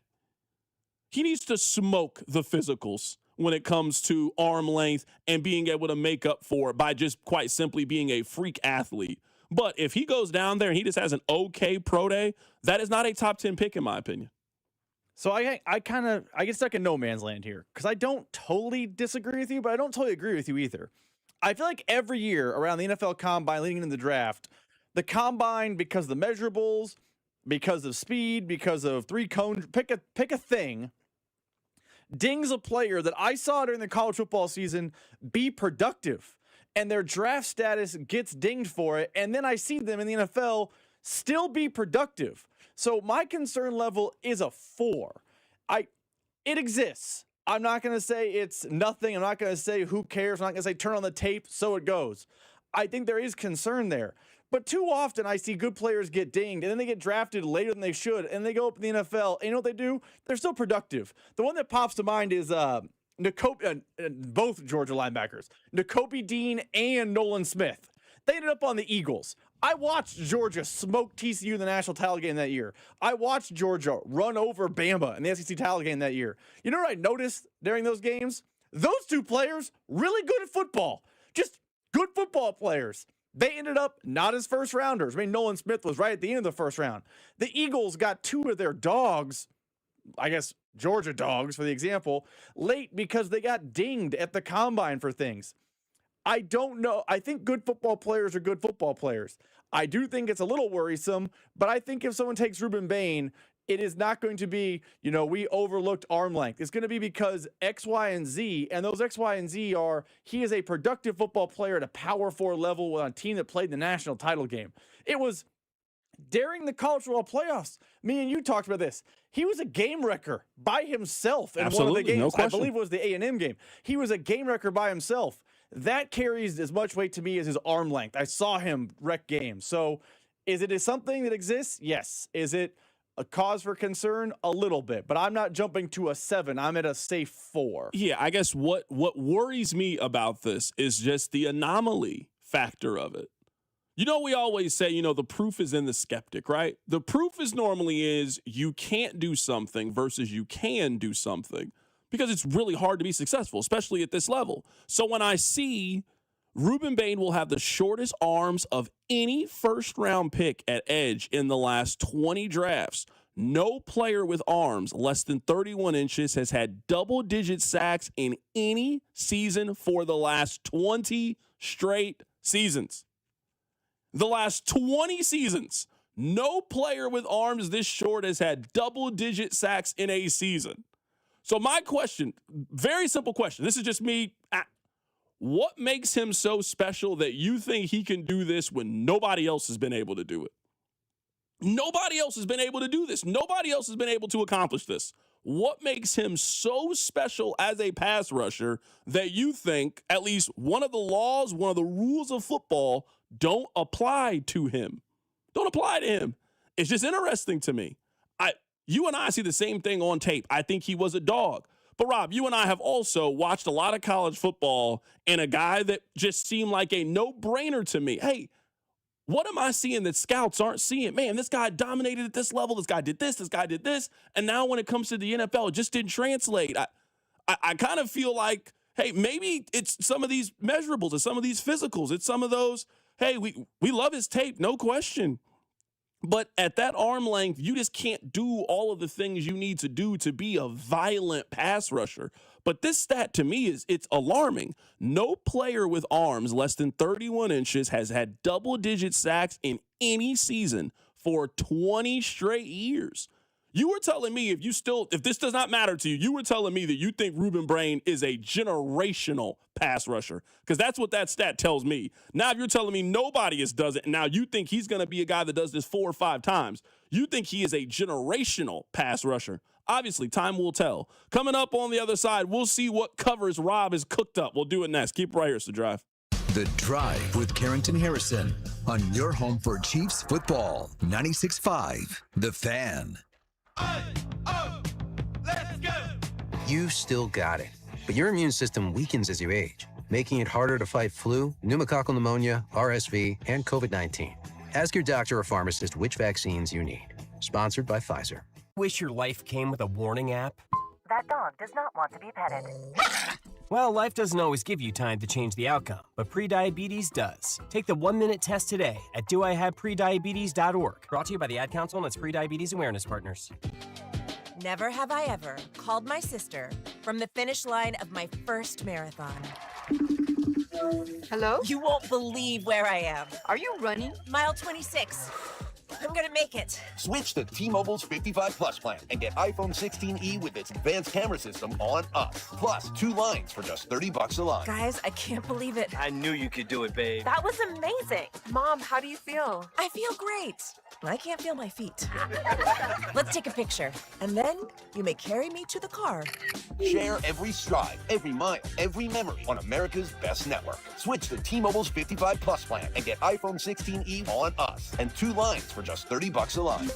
With 24 monthly bill credits and 2 eligible port-ins on Essentials 55 Plus for well-qualified customers with autopay plus taxes, fees, and $35 device connection charge. Credits end and balance due if you pay off early or cancel. Contact us. Finance agreement 128 gigabytes, $599.99 required. Best mobile network in the U.S. based on analysis by Ookla of Speed Test Intelligence data 1H 2025. Visit T-Mobile.com. DQ presents the Spicy Menu. For a limited time, try the new Flamethrower Chicken Strip Basket for $6.99 with spicy, bold strips that heat you up. Served with a side of famous DQ soft serve as a dip to cool you down. That's right, dip those spicy chicken strips right into soft serve, plus fries and toast, all for just $6.99. And add a new pineapple lemonade sparkler or cooler made with tahini. It's the limited time only Spicy Menu. Get it delivered in the DQ app. Happy, tastes good. Participation may vary. Need to sell your house in Kansas City but not sure what the best option is? Selling a home, especially when dealing with foreclosure, divorce, job relocation, or an inherited property, can feel overwhelming. That's why I don't just make offers. I help homeowners understand all their options so they can make the right choice with no pressure and no obligation. I'm Rex, a local homebuyer and resident right here in Kansas City. Whether you're looking for a fast cash sale or just want to explore your choices, I'll walk you through the pros and cons of selling to me or listing with an agent. If selling directly is your best move, I'll offer you a fair cash price and a closing timeline that fits your needs in as little as 7 days or on your schedule. No repairs, no commissions, no hidden fees. Just a transparent, hassle-free process so you know exactly what to expect. Let's talk. Call 816-330-6000 or visit rexspyskc.com for a free, no-pressure consultation. Rex Spies KC, helping homeowners make informed decisions with confidence. This is Blake Banning with Shawnee Mission Ford.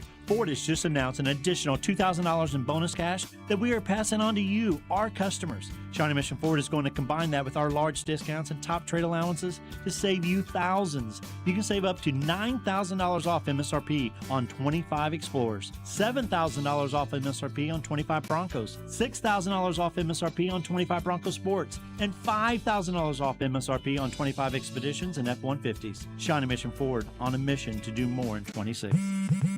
Straight Talk Wireless presents Pickup Truck Wisdom. Trust is earned. That's why I've stuck with Straight Talk. Same price since 2009 on Verizon's 5G network. Cause shoot, anyone can make a promise. Keeping it for years, that means something. Now plans starting at $25 a month with 4 lines. Find us at straighttalk.com and Walmart. Straight Talk Wireless. Straightforward. Always. Same price claim applies only to the base monthly price of our $45 plan from October 2009 to present. Every morning, we rise and shine, make breakfast, and brush away the night's rest. These routines help us start the day off right. Nature-made vitamins are a simple step in that daily care regimen. Multivitamins with daily essentials, clinically studied probiotics for gut health support, magnesium to help relax the body. Nature-Made is made to care for you every day. These statements have not been evaluated by the Food and Drug Administration. These products are not intended to diagnose, treat, cure, or prevent any disease. Here's your traffic report on 96.5 The Fan. Traffic is really slowing I-35 through the downtown loop, and even heavier volumes westbound to I-70 approaching downtown. Both sides of the state line is experiencing heavy flow. I'm Bill Brooks, 96.5 The Fan traffic. This is 96.5 The Fan, your home for Chiefs football. All right. For those of you that missed the story, I was out with a friend. They invited me out. Hey, we haven't seen each other in a while. Let's catch up. Great. I'm always down to go grab a beer, have some wings. The games is on, and just have a little vibe. Just talk to each other. We haven't seen each other in a while, catching up. While you're at the bar, they're playing music. While we were at the bar, this song played. And I'll be rolling down the street, smoking in, sipping on gin and juice, laid back. On my mind, on my money, and my money on my mind. I was so confused. I had never heard this version of the song before. I grabbed my phone and went on Shazam because I didn't know what I was listening to. Like, is this the Kids Bop version of the song? I had no clue what this was. I then looked it up. It was Gin and Juice by the Goulds or the Gourds or something like that. The text line was making fun of me and saying, this has been around for a very, very long time. Now, I've heard covers before, but I didn't know that we were just taking rap songs and turning them into country songs. I had no clue. The text line is telling me this is a common thing. This is how they ride around. Where they're not listening to the drive at 96.5 The Fan, they're listening to these covers. The text line has been suggesting these. So once an hour, we're going to change lives here. All right, Rob.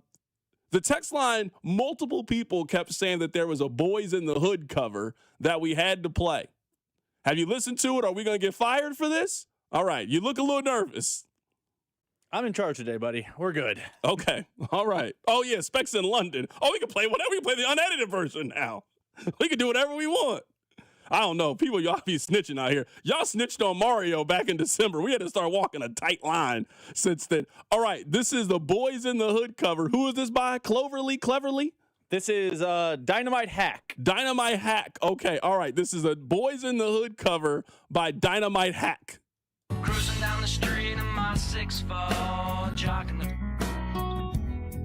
Went to the park to get the scoop. Knuckleheads out there, cold shooting smooth. car pulls up, who can it be? It's a fresh El Camino rolling. He rolls down the window and he starts to say, it's all about making that GTA. Cause the boys in the hood are always hard. Come talking that trash and we'll pull your card. Knowing nothing in life but to be legit. Don't quote me, boy, I ain't said. That was a good way. You know what, man? That's real producing right there. What are we giving the Boys in the Hood cover? What are we giving that? That sounded like Weezer to me. Am I crazy in thinking that? It definitely had Weezer vibes. Yeah, that sounded like Fountains of Wayne, the people that sing Stacy's Mom. It seems like Stacy's mom. They just woke up and said, man, you know what? I really love Eazy-E. Let's do a Boys in the Hood cover. What are we giving the Boys in the Hood cover? I'm giving it a better score than I'm giving the Gourds version of Gin and Juice. I think I'd rather hear the Gin and Juice than hear that again. Really? Like, if you're telling me, if right now I'm riding in your car and you say, I'm going to play one of these two songs, I think I'd rather hear the upbeat Gin and Juice than hear the Boys in the Hood cover. See, your thing is more about the song than... It just was upbeat. It kind of like, that Gin and Juice would get me to get up and start dancing. I'm not dancing to that Boys in the Hood. I'm not dancing to that. That sounds like the music they play in like a transition in a 2000s teen movie. That's not the movie. That's just not the vibe I'm not getting up for that. All right, we'll move on. This is Low. This is the Flow Rider Low, the apple bottom jeans. This is apple bottom jeans. Boots with the fur. Okay, I've heard this before plenty of times. This is by Cleverly's. Okay, so the people were telling us about this one. Okay, this is popular one. Okay, I've heard this. I was in college when this came out. Very fond memory. If you were outside when Low was out, you had some great times to this song. Let's hear it. The whole club was looking at her. She hit the floor. Next thing you know, shorty got low, low, low, low, low, low, low. Got them baggy sweatpants and the Reebok with the straps. I like this one. She turned around and gave that big booty a slap. I kind of like that one. She hit the floor. I kind of like that one. That might be my favorite one we played so far. I kind of like that one. I'm going to credit the text line. I pulled it up and I was like, this could be something else. I like that one. I kind of like it. I kind of like it. I feel like if you play that in the right function, it's going to get the reaction that you were looking for. I kind of like that one. I mean, the original's great, but I don't have any problems against that one. I'd rather hear that one than the Boys in the Hood one, if those are my options. That's the top one we've had so far. Yeah, I don't mind that one.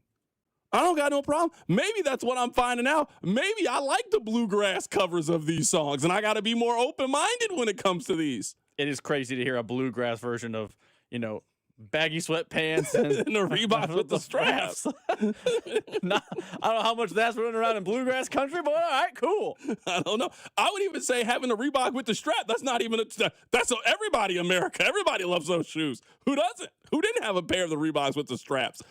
This is Lollipop. This is by Lil Wayne, I imagine. This is Framing Henley's or Framing Hanley. It's one of the two.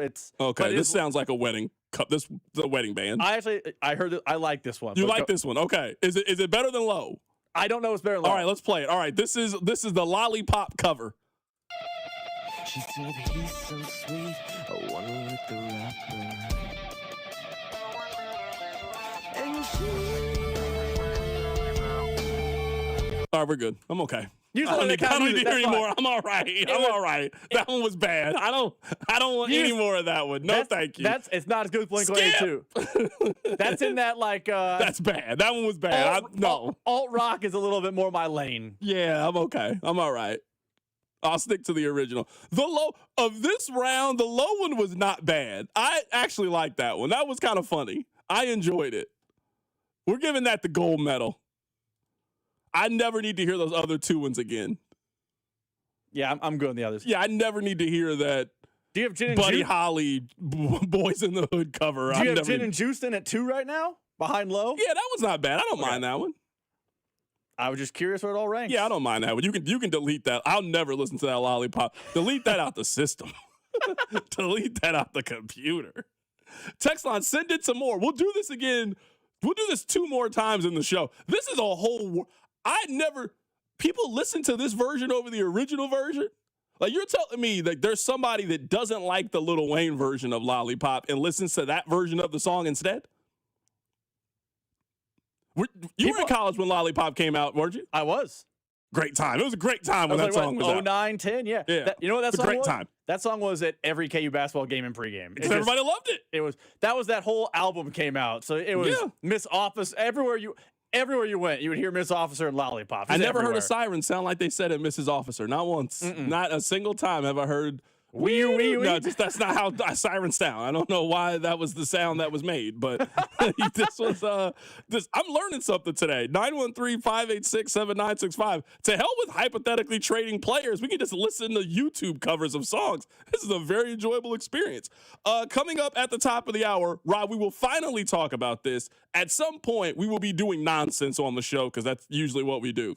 You will then play the breaking news sounder, and I will not know what is going on. You will then tell me what the breaking news is, and everything will stop. What do you think the first wow moment, the first breaking news story for this upcoming offseason is going to be? I'll tell you what my prediction is next. Keep it right here. It's The Drive. The Drive with Carrington Harrison and Rob Brenton. You losers is what you are. On your home for Kansas City sports. 96.5 The Fan. Here's your traffic report on 96.5 The Fan. Watch for delays along I-435 between Renner Road and Midland Drive. Long-term bridge work there. And crews are active on US 24 in Jackson County, causing periodic lane closures east of Sterling Avenue. I'm Bill Brooks, 96.5 The Fan Traffic. Well, it's Carrington Harrison from The Drive here. Let me ask you a couple of questions. Do you have poor sleep? What about low energy? How about brain fog, a reduced sex drive, weight gain, and workouts that just don't deliver like they used to? Well, the problem could be low testosterone. And the truth is, those testosterone levels can start declining as early as your 30s, 2 or 3% every single year. And before you know it, you just don't feel like the same man you did back in the day. Well, you don't have to accept this as just aging. Heartland Men's Health specializes in customized testosterone therapy and targeted body composition plans. You might think you have low T. Well, pick up the phone and call this number, 844-447-6600, or check out the website and take this simple 10-question quiz. Visit heartlandmenshealth.com. Your initial visit is just $100, includes a medical consultation, a PSA test, and lab results in about 30 minutes, and your treatment can start that day. 3 locations, Overland Park, Independence, North Kansas City. There's no need to wait. Go stop by and see my friends over at Heartland Men's Health. Featured therapies are compounded and have not been evaluated nor approved by the FDA. Provider prescription required. See website for details. Never have I ever called my sister from the finish line of my first marathon. Hello? You won't believe where I am. Are you running? Mile 26.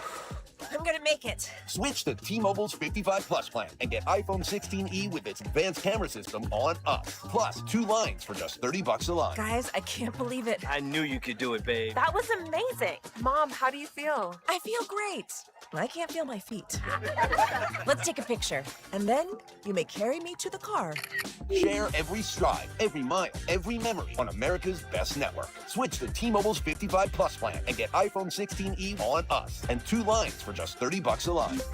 With 24 monthly bill credits and 2 eligible port-ins on Essentials 55 Plus for well-qualified customers with autopay plus taxes, fees, and $35 device connection charge. Credits end and balance due if you pay off early or cancel. Contact us. Finance agreement 128 gigabytes, $599.99 required. Best mobile network in the U.S. based on analysis by Ookla of Speed Test Intelligence data 1H 2025. Visit T-Mobile.com.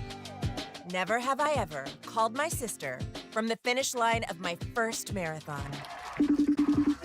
Hello? You won't believe where I am. Are you running? Mile 26.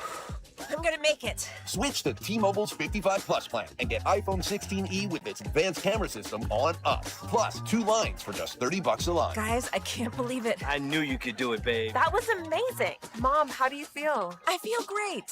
I can't feel my feet. Let's take a picture, and then you may carry me to the car. Share every stride, every mile, every memory on America's best network. Switch to T-Mobile's 55 Plus plan and get iPhone 16e on us and 2 lines for just $30 a line. With 24 monthly bill credits and 2 eligible port-ins on Essentials 55 Plus for well-qualified customers with autopay plus taxes, fees, and $35 device connection charge. Credits end and balance due if you pay off early or cancel. Contact us. Finance agreement 128 gigabytes, $599.99 required. Best mobile network in the U.S. based on analysis by Ookla of Speed Test Intelligence data 1H 2025. Visit T-Mobile.com. Ah, the most beautiful time of year is upon us. Tax season. And Tax Slayer is here to help you file. We guarantee 100% accuracy and your maximum refund. Those are some good numbers. And you can trust me, because I'm a talking calculator. Did I mention TaxSlayer even has support from real US-based humans? If you have any questions along the way, beat the rush and start for free today. TaxSlayer. File fearlessly. DQ presents the Spicy Menu. For a limited time, try the new Flamethrower Chicken Strip Basket for $6.99 with spicy, bold strips that heat you up. Served with a side of famous DQ soft serve as a dip to cool you down. That's right, dip those spicy chicken strips right into soft serve, plus fries and toast, all for just $6.99. And add a new pineapple lemonade sparkler or cooler made with tahini. It's the limited time only Spicy Menu. Get it delivered in the DQ app. Happy tastes good. Participation may vary. Never have I ever called my sister from the finish line of my first marathon. Hello? You won't believe where I am. Are you running? Mile 26. I'm gonna make it. Switch to T-Mobile's 55 Plus plan and get iPhone 16e with its advanced camera system on us. Plus, 2 lines for just $30 a line. Guys, I can't believe it. I knew you could do it, babe. That was amazing. Mom, how do you feel? I feel great. I can't feel my feet. Let's take a picture, and then you may carry me to the car. Share every stride, every mile, every memory on America's best network. Switch to T-Mobile's 55 Plus plan and get iPhone 16e on us and 2 lines for just $30 a line. With 24 monthly bill credits and 2 eligible port-ins on Essentials 55 Plus for well-qualified customers with autopay plus taxes, fees, and $35 device connection charge. Credits end and balance due if you pay off early or cancel. Contact us. Finance agreement 128 gigabytes, $599.99 required. Best mobile network in the U.S. based on analysis by Google of Speed Test Intelligence data 1H 2025. Visit T-Mobile.com. Look out for Max Minute on Twitter, Instagram, and YouTube Shorts every Monday, Wednesday, and Friday. This is Kansas City's FM sports station, 96.5, The Fan, KFNC FM and AM, HD1 and HD2, Kansas City, an Odyssey sports station. All right, the text line is making a fair point. I can admit when I'm wrong. The text line is saying that I didn't let the lollipop, I didn't let it cook. I barely took it out the wrapper. I didn't even taste it. So that's, you know what? That's on me. I promise you in the next round of covers, I will listen to the whole snippet of Lollipop. That's my fault. Rob, are you looking at some of these other covers that we have? I'm making a note. For the next round of songs? Okay. You know what? I can admit I was wrong. I should have gave it more of a chance. I listened to it for about 5 seconds. It was not it for me, but you know what? I didn't give it a chance to cook. That's my bad. I apologize. We will play it coming up about 45 minutes into the hour. We'll do another round of covers. I am just being introduced to this world of we're taking popular rap songs and I didn't know people were listening to it this way. You guys know so many of these. Somebody's telling me about The Devil Wears Prada, Still Fly. I didn't know there were alternate versions of Still Fly. I had no clue. I can't wait to hear it. We'll do that coming up. All right, Rob, there's a lot of football I want to talk about with you until we get there. Thing number one I would like to get your opinion on is this. At some point, I will be yapping about something completely random. That has nothing to do with anything, just yapping. You will then hit the breaking news sounder, and you will tell me, Carrington, this thing happened in sports. I'm like, oh, wow. And then we'll stop whatever plan we were doing and whatever random yapping I was doing, and we will talk about the thing that you introduced. What do you think that first thing is going to be of the NFL offseason? Because we have not had that yet this offseason. Maybe you would say it was the Harbaugh firing. Maybe that's it. That was the last thing I remember was like, oh, wow. Maybe we're going with Sean McDermott being fired as the head coach of the Buffalo Bills. But now that we're in this, it's going to be a player move. Everybody has their offensive coordinator. Everybody has their head coach. We're done with the Black Friday coaching. That's over. Now we move to this portion. I think it's A.J. Brown. I think A.J. Brown is being traded at some point in the next 2 weeks. It feels over in Philadelphia. I think it was over at the midway point. I think the Eagles were doing everything they can to maybe the playoff push can change things. They went out in pretty spectacular fashion, I would say, from a team that was super beat up in the San Francisco 49ers. As they are now kind of getting their ducks in a row for the future, I think they're trading A.J. Brown. His contract lends to it. His attitude lends to it. I think this is a move that probably should have happened 6 months ago. So if you're asking me what's the big wow player move that is getting everybody's group chat fired up, that has the text line all fired up, what's the next big story? I think it's going to be Philadelphia making the decision to trade A.J. Brown. Let me ask you this before I give you mine. Do we count that as wow because we've kind of seen it coming for 18 months now? Yeah. Or is the destination wow? Because I would say a trade we all expect to the happen destination, happening. certainly. Like, if you're telling me that news comes down and he gets traded to the New England Patriots, yes, that doesn't stop everything we're doing. The Patriots got a number one wide receiver to pair with their young quarterback. They're going to try to go to back-to-back Super Bowls. So, yes, I get what you're saying. We do all expect A.J. Brown to be moved at some point. The destination, there's a handful of teams that are quarterback needy. Is Buffalo going to be that team that pulls the trigger? Is New England going to be that team? At some point, you think the Broncos, with their quarterback on a rookie deal, they got real close. They probably should have been in this year's Super Bowl. Are they going to be the team? I think it's going to be one of those kind of teams that ends up pulling the trigger, ends up making the move to go get them. That's fair. My wow moment, and I think they've already kind of hinted that something that this is going to happen, Tua gets traded. I think the Dolphins have been actively telling people with all their actions and their GM literally talking that they are going to move on from Tua. And he sat down with Rich Eisen and he said, I can't talk about the who. It'd be irresponsible of me to talk about the trade, all those things. But we have had conversations about Tua Tagovailoa. When a quarterback, despite all his flaws, when a quarterback gets moved in the NFL, it changes everything. So I think Tua being traded will be our first, wow, can you believe that happened moment. Do you think that Tua is going to be traded to a team that gives him the opportunity to be a starting quarterback in the league? I ask that because if you're looking at the teams that I think are realistic, I don't think Cleveland is making that move. Like, I just don't think you're having Tua play outdoors in the cold, especially not in that division. His arm strength, his health, is Tua making it to Halloween if he is their quarterback? If you're Arizona, you got rid of Kyler Murray to go get Tua Tagovailoa. Like, that seems like I don't even say a lateral move to me. It seems like a step back kind of move to me. I hear what you're saying about Tua, and I do think we'll see a trade at some point. Is that going to be a player that gets traded that we all just kind of stop because it's like, oh, wow, Minnesota made that trade. They're now giving up on J.J. McCarthy, and they think the Tua is going to be their starting quarterback for this upcoming season? I actually think use Minnesota. That's, I think, the team. I think Minnesota is going to add a quarterback this offseason.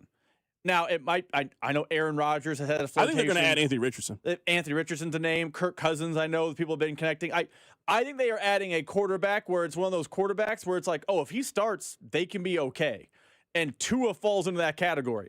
He might not beat J.J. McCarthy out. He might beat J.J. McCarthy out. I don't know how that shakes out. But if Tua got traded to the Vikings tomorrow or Monday or whenever, and I hit the breaking news sounder, you would say, wow, and that would stop the NFL because, like, all right, we have a true quarterback controversy, which always gets people moving and shaking, and also Tua is now playing in a dome, and for all his flaws, those don't exist when the weather... Eternal optimist, I get it. Like, you're not doing the hardcore breakdown interview with Mitch. I get that.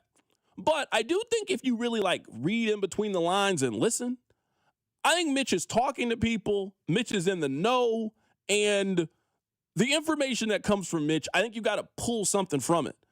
The way he answered the question yesterday when I asked him, I said, hey, I kind of think there's a chance that Jawan Taylor comes back. Like, the way that Veach kind of phrased it early on, he's 29 years old. He doesn't have a significant injury history. If you can restructure his deal and extend him out a little bit and get the cap number back, I don't know if the Chiefs are just completely closed off to the possibility that Jawan Taylor could be on next year's team. Mitch didn't really answer the question, but he said this about right tackle. These are all right tackles. Why do I say that? Because you could get one of those guys in the top 75 picks. They become your sixth tackle. You've got Jalen Moore, because there's two things here to consider. One, you must have, you got to have the three offensive tackles. And then you hope Esapole continues to leap forward in this offseason. The other thing where the Chiefs lacked last year, and really last couple of years, is getting somewhat of a replacement for a Nick Allegretti. When they go big, in the NFL, this has been such an adjustment of the league over the last several years. You see so many six offensive lineman sets now. I see it week after week after week when we play teams. The guy comes in, rubs his number, and they're in 6 O linemen. And the Chiefs, if they get a sixth offensive tackle or a sixth offensive lineman, and you've got three tackles, as you're alluding to, and I'm saying you could possibly draft one in this draft that could morph in, if not right away, eventually into a starting right tackle position. Maybe I am reading too much into it, and it's just one 45-second clip. But tackle's interesting for Kansas City, and not obviously at left tackle. At right tackle, they have options at right tackle. They don't really appear to have a long-term plan at right tackle, and they seem to have a long-term plan for the other four positions on the offensive line. They have one at left tackle, left guard, center, right guard. They don't really appear to have the long-term plan at right tackle. Now, I don't think they're drafting one at 9, but Mitch is telling you how deep people think that this right tackle class is. What if right tackle is the play at 40? What if right tackle is the play at 74? What does that say about the Chiefs? Because you got options here. You can extend Jalen Moore if you want to, and that can be your right tackle move for the future. You could do, I would say, a short-term move and extend Jawan Taylor, get his cap number significantly down, lock him into a couple more seasons, and you've got another 2-3 year option. Or you could spend the 40th overall pick on a tackle, and now you feel like you're 5 across the board on the offensive line. You feel solidified for the next 3 seasons or so. Like, they do kind of have some flexibility at that position. I don't know if I would deem it to be a position of need in the way that I think running back is, or the way that I think they need one more wide receiver or pass rush D-line. But right tackle is a bit of a question mark for this team heading into the offseason because they appear to have a 6-month plan. I don't know if they have a 12-month, 18-month, and beyond plan at that position. I do think, and maybe I'm joining you and reading between the lines a little too much on Mitch's cut. I do think Mitch is telling you without telling you the Chiefs are going to need a viable third left tackle, and his name's not Issa Pole. Now, maybe that's they draft someone in, I don't know, the 4th round, and they have Jalen Moore, Josh Simmons, 4th round draft pick, and Issa Pole, and that's their group of 4. That's possible. But the fact that he is at the combine, boots on the ground, and he is saying he has seen a change in the league and you need a viable third type of swing tackle, is him telling you maybe it's Simmons, Taylor, Moore, but it feels like next season it's not going to be Simmons, right tackle, Issa Pole. There's going to be another name that slots in there in some form or fashion. So I'm not saying it's a round 1 need, and I'm not saying it's round 2, but I would start to maybe mentally make a note of the Chiefs might be targeting one of these right tackles to become their swing guy and keep developing Pole at left, and that could be the move the Chiefs are making. So if they spend you're maneuvering that way, but I could see a scenario in which the Chiefs spend the 40th overall pick on an offensive lineman, and that guy starts at right tackle for them, and Jalen Moore just continues to be your swing option like he was this past season. You just have to anticipate that an injury is going to happen for the Chiefs. So I would say in twofold, it will then answer how they feel about Jalen Moore, and to what you just said, Rob, it's also going to answer how they feel about Issa Pole. Are they going into this season with the, if something goes wrong, we already have that guy on our roster? Because that by far and away is the cheapest option of anything that we're discussing. It's not even close to the cheapest option that they have is Issa Pole. He's making no money this year. So if you go into it, you cut Jawan Taylor, you don't spend draft capital at this point, and then you have Issa Pole as a Josh Simmons gets injured, something happens to Jalen Moore on that other side, and now you got that guy as your swing tackle. I don't think that's a bad plan for the Chiefs heading into this season. Like, we're kind of at that point where, I mean, they haven't really they haven't really moved any pieces on the board yet, so anything is a possibility. And as long as Jawan Taylor is still on the roster and they haven't cut him, that's an obvious move.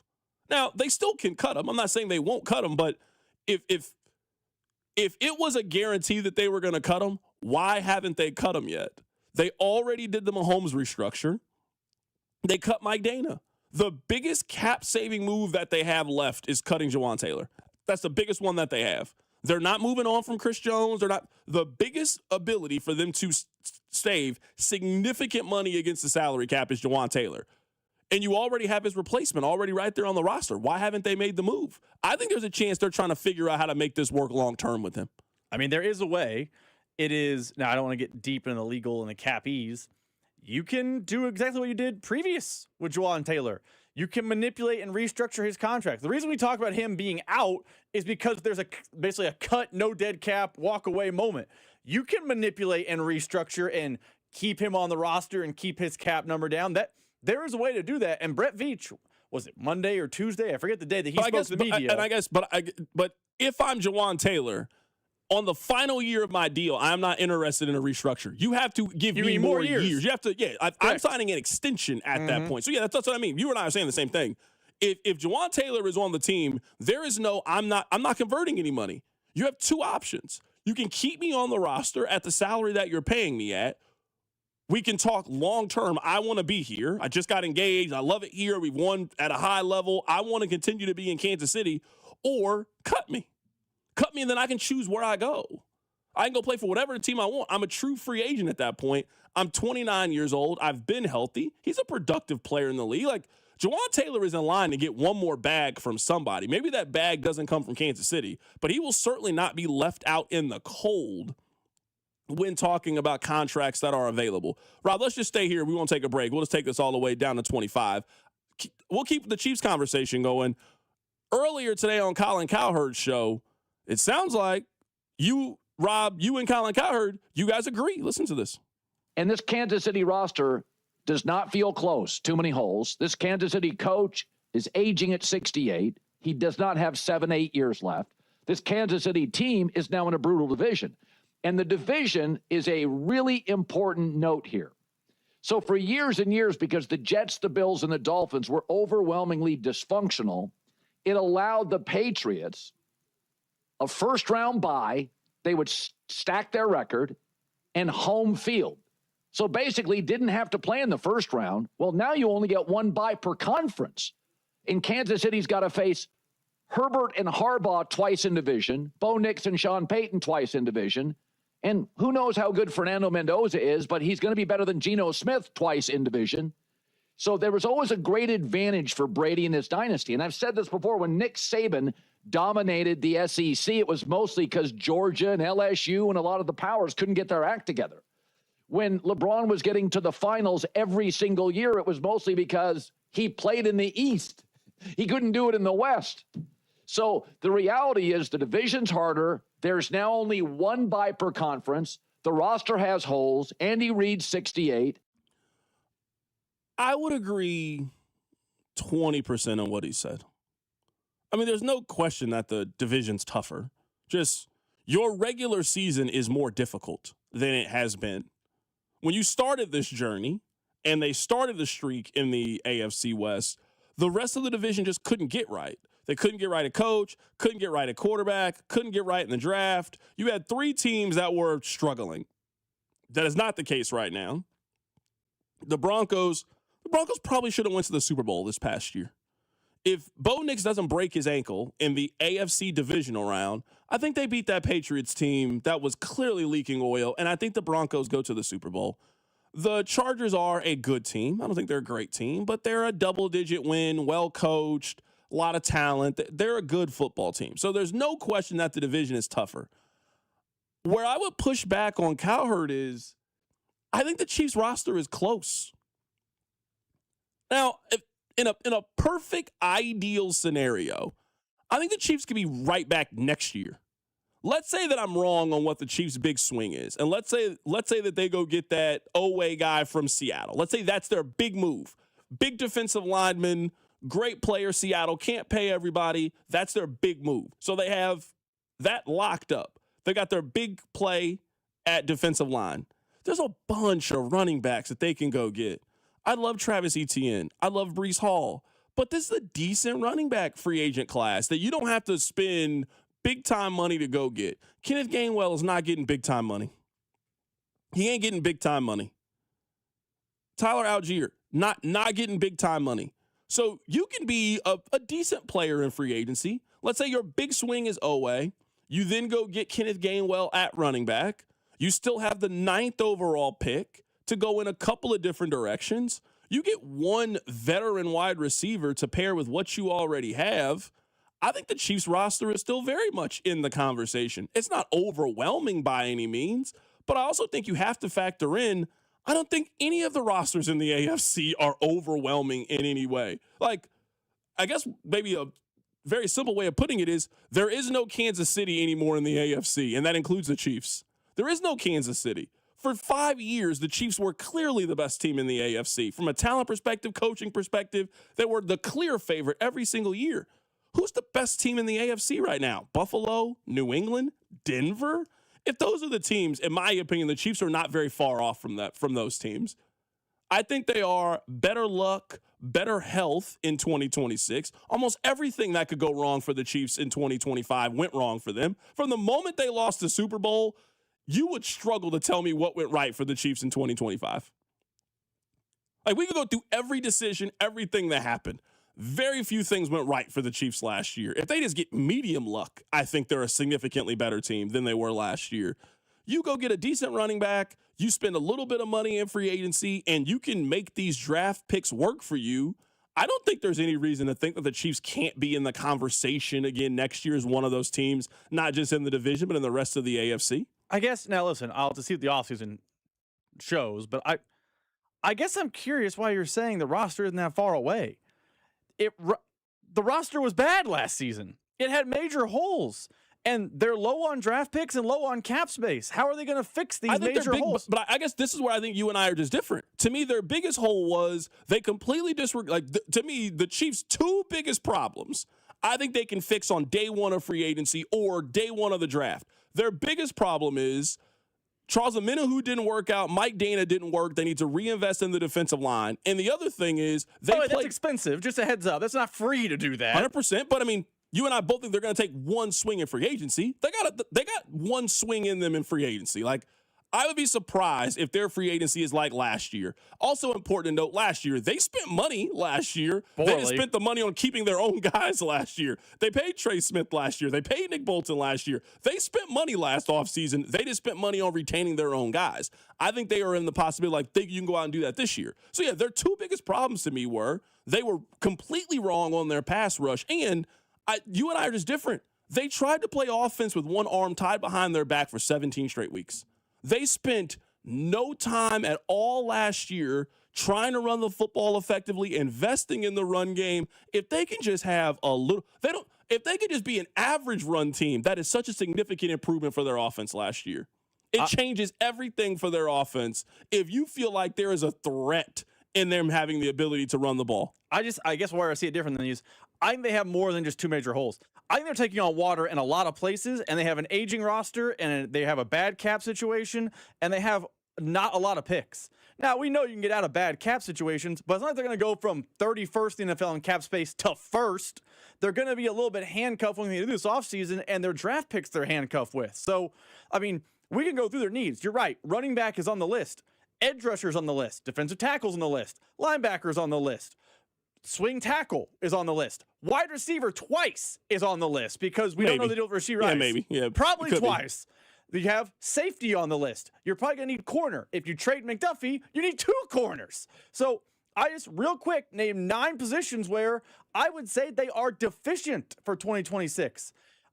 I don't know they're fixing all 9 of those things. That's how the NFL works. Yeah, right. They're going to have a perfect roster. They can fix the bigger things, but I don't know that it's just, hey, better run game, better pass rush, bing, bang, boom. Let's get ready to the Arrowhead Invitational's back, baby. I think even if you fix those 2 things, you're probably 10-7, 9-8, 11-6, somewhere in there.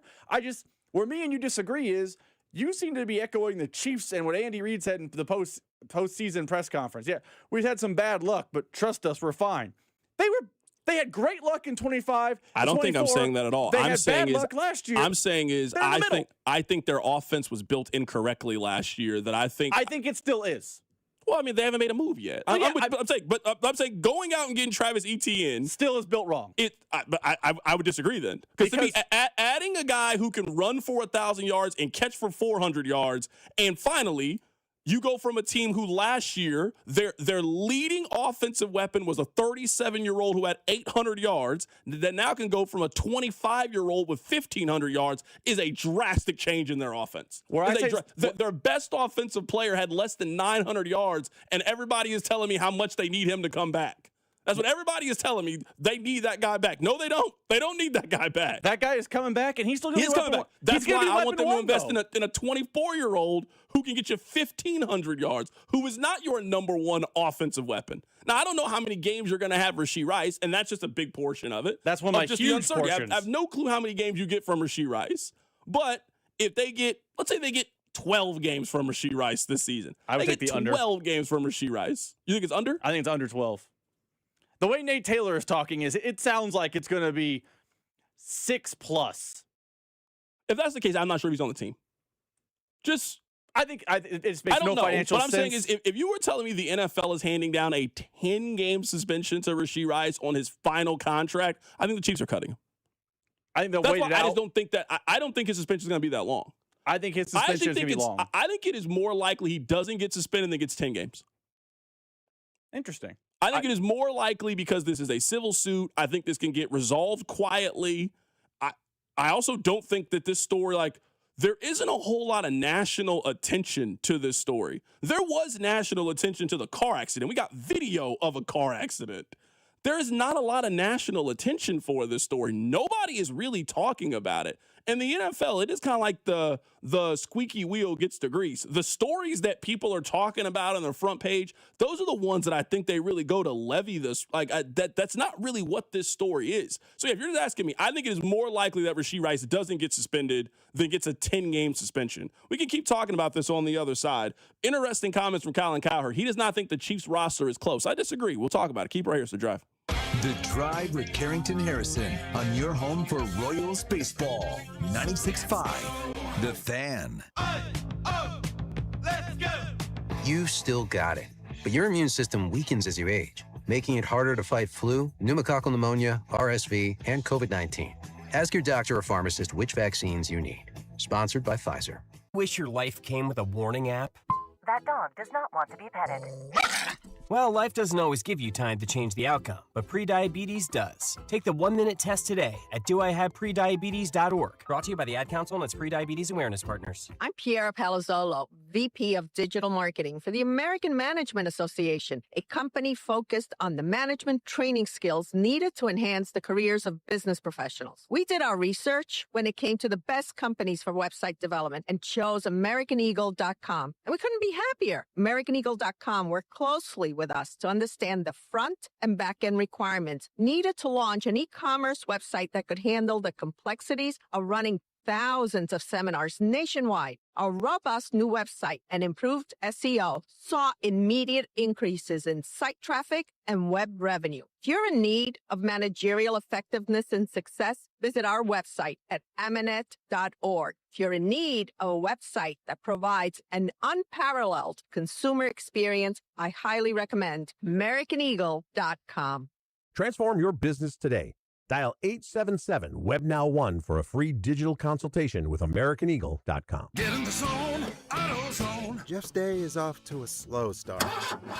So he heads to AutoZone, America's #1 battery destination, where Sammy, a local AutoZoner, tests his battery for free. Looks like he just needs a charge. And Sammy does that for free too. In no time at all, Jeff is back on the road, ready to finish the day strong. Free battery testing and charging at every store. No hassles, just help. Get in the zone, AutoZone. Restrictions apply. Staples presents That Was Easy. So I own a coffee shop, and I wanted to label everything with our logo. That's ambitious. Cups, boxes, bags. Ooh, that'll add up. Not at all, because right now, Staples prints custom labels for 30% off. 30% off? That's shockingly affordable branding. Yep, now our logo and URL are seen all over town. Brand your business for less at Staples. That was easy. Shop Staples in store, online, or in the app by 442 Unlock. Exclusions apply. Visit staples.com/print for details. A KFC tale in the pursuit of flavor. The greatest insult the Colonel ever suffered was being served a wrap that was just a snack by a friend. So he took 2 crispy tenders, lettuce, tomatoes, and pepper mayo, and wrapped them in a soft tortilla. It wasn't a snack, it was a meal. He called it a twister, and never called that friend again. The Colonel lived, so we could chicken. The Twister, now back at KFC, classic or with bacon. Also try it spicy. It's finger-licking good. Prices and participation may vary. I can't believe how spotless my floors look after using the Swiffer Power Mop. No more dragging around a heavy mop and messy bucket. Now I get the same deep clean without all the work. Thanks to the powerful solution and scrubbing pad of the Swiffer Power Mop, dirt and grime don't stand a chance, and I don't break a sweat. Mic drop. I mean, mop drop. Swiffer Power Mop. Swiffer Power Mop. A smarter way to mop. Try it or your money back. I'm Piera Palazzolo, VP of Digital Marketing for the American Management Association, a company focused on the management training skills needed to enhance the careers of business professionals. We did our research when it came to the best companies for website development and chose AmericanEagle.com. And we couldn't be happier. AmericanEagle.com worked closely with us to understand the front and back end requirements needed to launch an e-commerce website that could handle the complexities of running thousands of seminars nationwide. Our robust new website and improved SEO saw immediate increases in site traffic and web revenue. If you're in need of managerial effectiveness and success, visit our website at amanet.org. If you're in need of a website that provides an unparalleled consumer experience, I highly recommend AmericanEagle.com. Transform your business today. Dial 877-WebNow1 for a free digital consultation with AmericanEagle.com. You're listening to 96.5 The Fan from the DM Injury Law Studios. Mike's got this. Car, truck, or motorcycle wreck? Remember, Mike's got this. 816-888-7500. Mike's got this. Here's your traffic report on 96.5 The Fan. Watch for delays along I-435 between Renner Road and Midland Drive, long-term bridge work there, and crews are active on US 24 in Jackson County, causing periodic lane closures east of Sterling Avenue. I'm Bill Brooks, 96.5 The Fan Traffic. Hey, it's Trent McDuffie from the Kansas City Chiefs. Welcome back to The Drive with C-Dot on your home for Chiefs football. 96.5 The Fan. Ron, more and more that you are talking about this, maybe you are right. Maybe I am signing up to what the Chiefs are selling. That's certainly possible. Like, I'm reading the text line right here. Text line 913-586-7965. CDOT, they also need to reimagine this offense and become less predictable. I don't maybe think the offense is as bad as other people do. Maybe I've been talking to myself here. Their number one option was a 37-year-old who we think is contemplating retirement.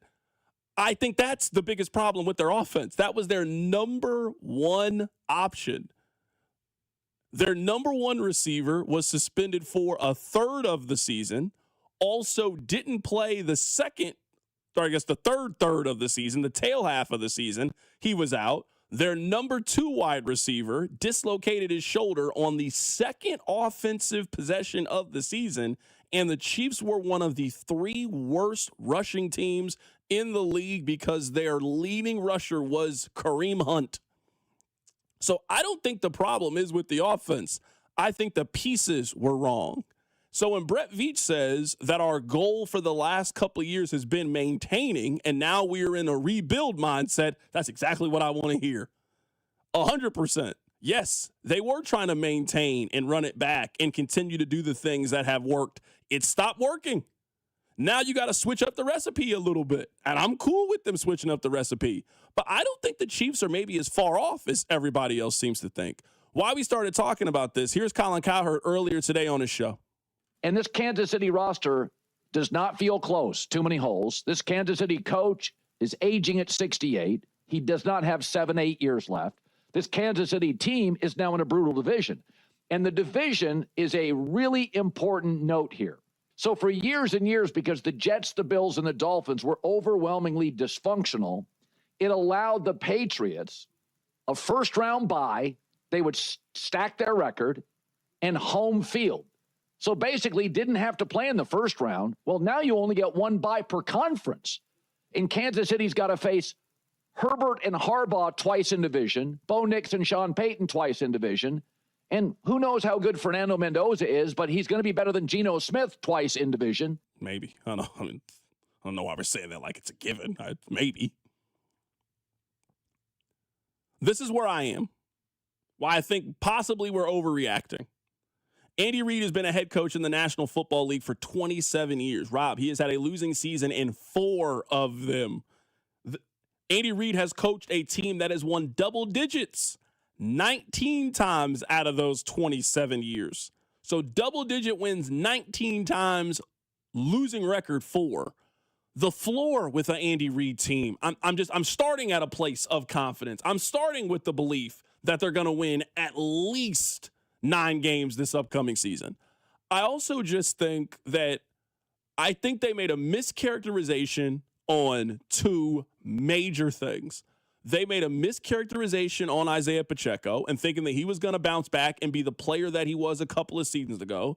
That did not happen, and they did not plan for a plan B. They also banked on Mike Dana taking a step forward. They were terribly wrong on that. And they also banked on a 1-year deal with Charles Omenihu, which also did not work for them last season. I think this year they're going in a completely different direction. I think they're going to breathe new life into their defensive line and pair that with one of the best defensive coordinators in the history of the National Football League.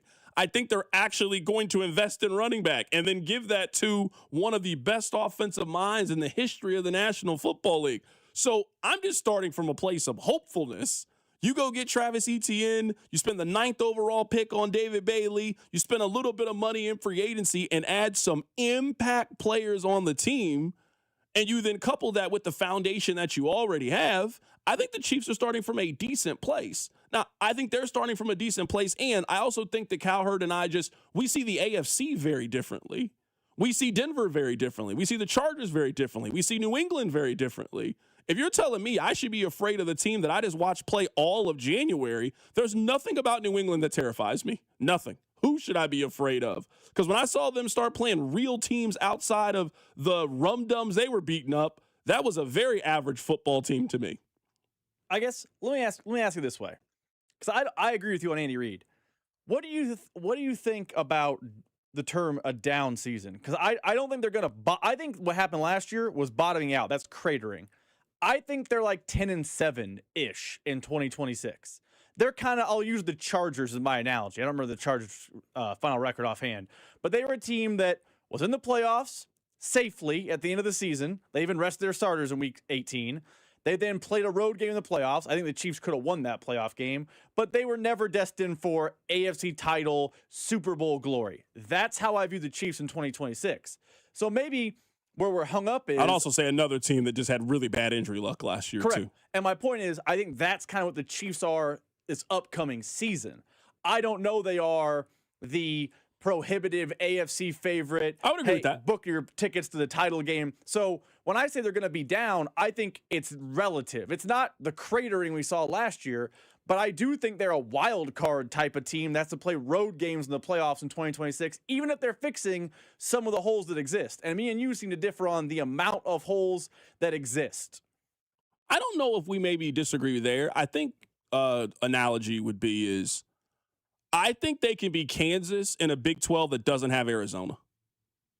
Like, I think Arizona is clearly the best team in the Big 12. So like 3rd, 4th in the league, but probably not winning the league. Because I would say Iowa State's kind of the same. But I'm saying is after you get past Arizona, who I think is clearly the best team in the Big 12, I think BYU just showed you that they can be beaten on any given night. I think Iowa State has shown you if you take them outside of Hilton Coliseum, they can be got on any night. Kansas has shown you that. So, yeah, do I think that a year from now, I guess 10 months from now, could we be heading into the postseason and we feel like Kansas City is in the mix as one of those teams where we are used to them just running circles around everybody else? We are used to spending the offseason where you cannot even entertain the possibility of there being another decent team in the AFC, and you laugh at anybody that suggests that the Chiefs could possibly lose.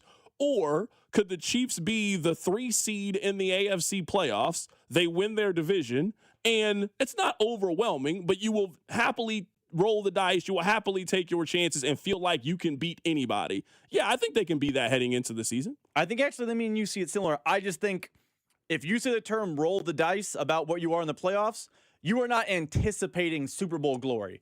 You are not anticipating hosting the AFC title game. I think that was, but I guess I think that was everybody in the AFC this year. I think that was every team in the AFC was a roll the dice and we take the chances. But the team that won the AFC, that's fair. They rolled the dice and Bo Nix got hurt. The Broncos. I mean, we watched the Broncos this past year. The Broncos they've built a roster that you don't think the Chiefs can close the gap between those two teams? Because I could very easily see the Broncos missing the playoffs this past year or this upcoming season. We know how the NFL works. There's going to be 6 teams that you and I think are good and that we project to make the playoffs, kind of like we did with Baltimore, kind of like we did with Kansas City, that just fade out of nowhere. That team can't be New England this season. That team can't be Denver this season. That's fair. I guess the big thing I think me and you disagree on is I think even if they get Travis Etienne, let's use the name you want, I still worry their offense is built wrong for 2026. You don't know why? I still think they're going to rely on that 37-year-old tight end way too much. Yeah, that's fair. I mean, I don't want them to, but if you're telling me their first-round pick wide receiver he's still fragile, by the way. He might get hurt next season. I was like, well, what if he's healthy in 2026? Did he put on 40 pounds and gain 2 inches? Because as long as he's 5'8", 125, he might get hurt. That's the thing that could happen. It is crazy. I mean, like, Rice's offseason has gone so poorly, we can't even give him the contract years undefeated conversation. Contract years already beaten him. That's always a given. That's a given conversation. That's how we should be talking about Rashee Rice. Oh, last year, you got to have a big year to go get paid. But no, you just can't keep your hands off women, allegedly. And now you're back in the same conversation that you always are in. We can't even fantasize about you having the George Pickens year and going out and balling out where the Chiefs are forced to franchise tag you because you caught yourself once again in some nonsense. It's been 2.5 years of nonsense with him. Coming up on the other side, we will continue our listening to covers journey we have been on today. Keep it right here. It's The Drive. The Drive with Carrington Harrison on your home for K-State Athletics. 96.5, The Fan. Have you ever wanted to go to the NBA Finals? Well, now's your chance, courtesy of our friends at FanDuel, America's #1 sportsbook app. All you need to do is use your profit boost on an NBA future, and you'll be entered for a shot to win an NBA Finals trip for 2. NBA Futures, lock in your pick on who you think is going to go all the way, whether it's a team to win the championship or win the Western or Eastern Conference. Maybe you think that San Antonio is going to upset OKC out west. Maybe you got any idea who's going to come out of the Eastern Conference. Maybe you like Boston with the possible return of Jason Tatum. Whatever your bet is for the future, visit FanDuel.com/local to get started. Remember, play your game with FanDuel, an official sports betting partner of the NBA, and also 96.5 The Fan. 21 of President, Missouri. No purchase necessary. Limit 1 entry. 4 profit boost token. Opt-in required. Must apply profit boost token on select market. Restrictions apply. See full terms, including methods of entry at sportsbook.fanduel.com. Gambling problem? Call 1-800-GAMBLER. I'm Piera Palazzolo, VP of Digital Marketing for the American Management Association, a company focused on the management training skills needed to enhance the careers of business professionals. We did our research when it came to the best companies for website development and chose AmericanEagle.com. And we couldn't be happier. AmericanEagle.com worked closely with us to understand the front and back end requirements needed to launch an e-commerce website that could handle the complexities of running thousands of seminars nationwide. Our robust new website and improved SEO saw immediate increases in site traffic and web revenue. If you're in need of managerial effectiveness and success, visit our website at amanet.org. If you're in need of a website that provides an unparalleled consumer experience, I highly recommend AmericanEagle.com. Transform your business today. Dial 877-WebNow1 for a free digital consultation with AmericanEagle.com. Get in the zone, AutoZone. Jeff's day is off to a slow start. So he heads to AutoZone, America's #1 battery destination, where Sammy, a local AutoZoner, tests his battery for free. Looks like he just needs a charge. And Sammy does that for free too. In no time at all, Jeff is back on the road, ready to finish the day strong. Free battery testing and charging at every store. No hassles, just help. Get in the zone, AutoZone. Restrictions apply. Staples presents That Was Easy. So I own a coffee shop, and I wanted to label everything with our logo. That's ambitious. Cups, boxes, bags. Ooh, that'll add up. Not at all, because right now, Staples prints custom labels for 30% off. 30% off? That's shockingly affordable branding. Yep, now our logo and URL are seen all over town. Brand your business for less at Staples. that was easy. Shop Staples in-store, online, or in the app by 4/4 to unlock. Exclusions apply. Visit staples.com/print for details. A KFC tale in the pursuit of flavor. The greatest insult the Colonel ever suffered was being served a wrap that was just a snack by a friend. So he took 2 crispy tenders, lettuce, tomatoes, and pepper mayo, and wrapped them in a soft tortilla. It wasn't a snack, it was a meal. He called it a twister, and never called that friend again. The Colonel lived, so we could chicken. The Twister, now back at KFC, classic or with bacon. Also try it spicy. It's finger-licking good. Prices and participation may vary. I can't believe how spotless my floors look after using the Swiffer Power Mop. No more dragging around a heavy mop and messy bucket. Now I get the same deep clean without all the work. Thanks to the powerful solution and scrubbing pad of the Swiffer Power Mop, dirt and grime don't stand a chance, and I don't break a sweat. Mic drop. I mean, mop drop. Swiffer Power Mop. Swiffer Power Mop. A smarter way to mop. Try it or your money back. Here's your traffic report on 96.5 The Fan. Watch for delays along I-435 between Renner Road and Midland Drive. Long-term bridge work there. And crews are active on US 24 in Jackson County, causing periodic lane closures east of Sterling Avenue. I'm Bill Brooks, 96.5 The Fan Traffic. This is your home for Kansas City sports. 96.5 The Fan.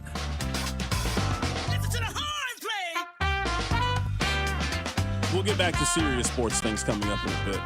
Rob, I don't know how I got on this email chain. I have absolutely no clue, but I got an email during the commercial break that said, these are the top cities for do-it-yourself weddings in 2026. I don't know why. I don't know how this happened. The number one city, Rob, for a do-it-yourself wedding is Santa Fe, New Mexico. It's warm a large majority of the year, so you can just do one outside. That is not what I wanted to talk to you about. What I did want to talk to you about is it says that the average couple spends $12,000 for the venue that their wedding is going to take place. Is that real? Yeah. The average? Yeah, I can see that. Having a wedding seems like one of the most poor financial decisions that you can make. Oh, it's not cheap. You might as well just think about all the things. It's like buying a car.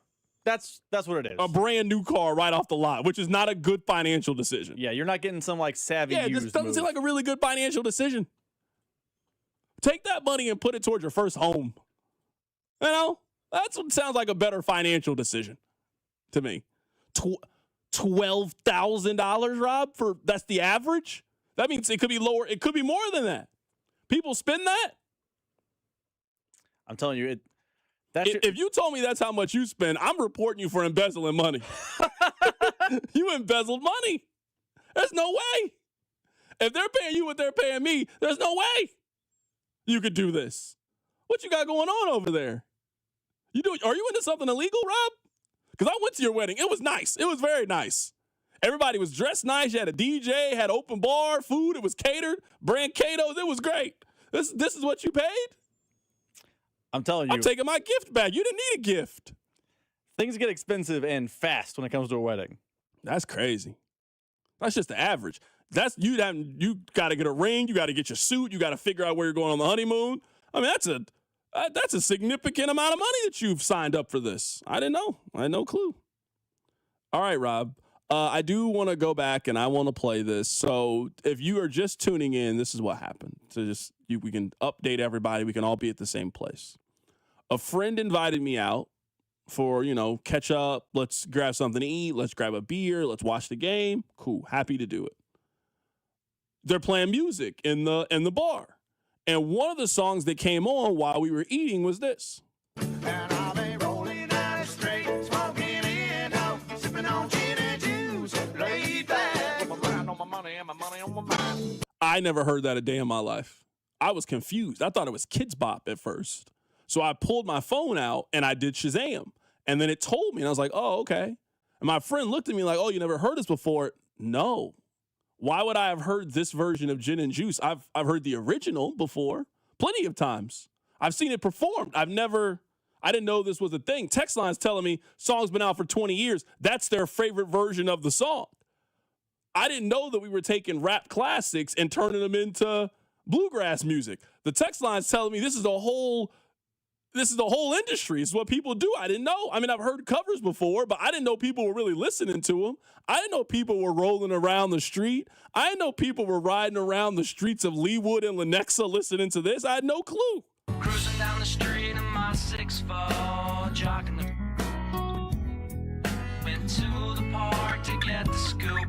Knuckleheads out there, cold shooting some hoop. I mean, now, honestly, now knowing that this is the kind of music that you guys are into, the text line makes more sense every day. It really does. It makes a lot more sense to me that I know when you're not listening to sports talk, that's the kind of music that you're listening to. Everything checks out. I understand it now. I really do. I understand it a lot better. I did like this when we played it earlier. I was a fan of this one. The whole club was looking at her. She hit the floor. Next thing you know, shorty got low, low, low, low, low. I'm telling you, wherever they're playing this kind of music, the beer is cheap. Real cheap. They got $2 Michelob Ultra at that place. A lot of Keystone. Oh my goodness. The Pabst Blue Ribbon? Oh my goodness. Milwaukee's best? That has patio at a college bar vibes. Oh my goodness. They definitely got Jell-O shots in that place for $1. Oh, we're having a great time. The text line said I didn't give this enough of a chance earlier and that I need to listen to it a little bit more. And okay, all right, I will listen to it. I did cut it off early. I will listen to it its entirety. This is Lollipop. Did you cut the Still Fly the text line was telling us about? No. Okay. Can we hear that one later? It ain't good? There's no clean version. We run into a problem. Okay. All right. Good Some point. of these covers, they don't do a clean. It's just, we're doing this. You're saying you want to keep us employed for this bit. Okay. If you want to ever be paying for $20,000 venue, I got it. Okay. You know what I'm saying? Right now I got a good setup. I feel very secure. So, all right. All right. Good point. All right. I'll listen to this in its entirety. I won't say anything. She said he's so sweet. I wanna let the rapper. And she hits me like a lollipop, like a lollipop. Shorty wanna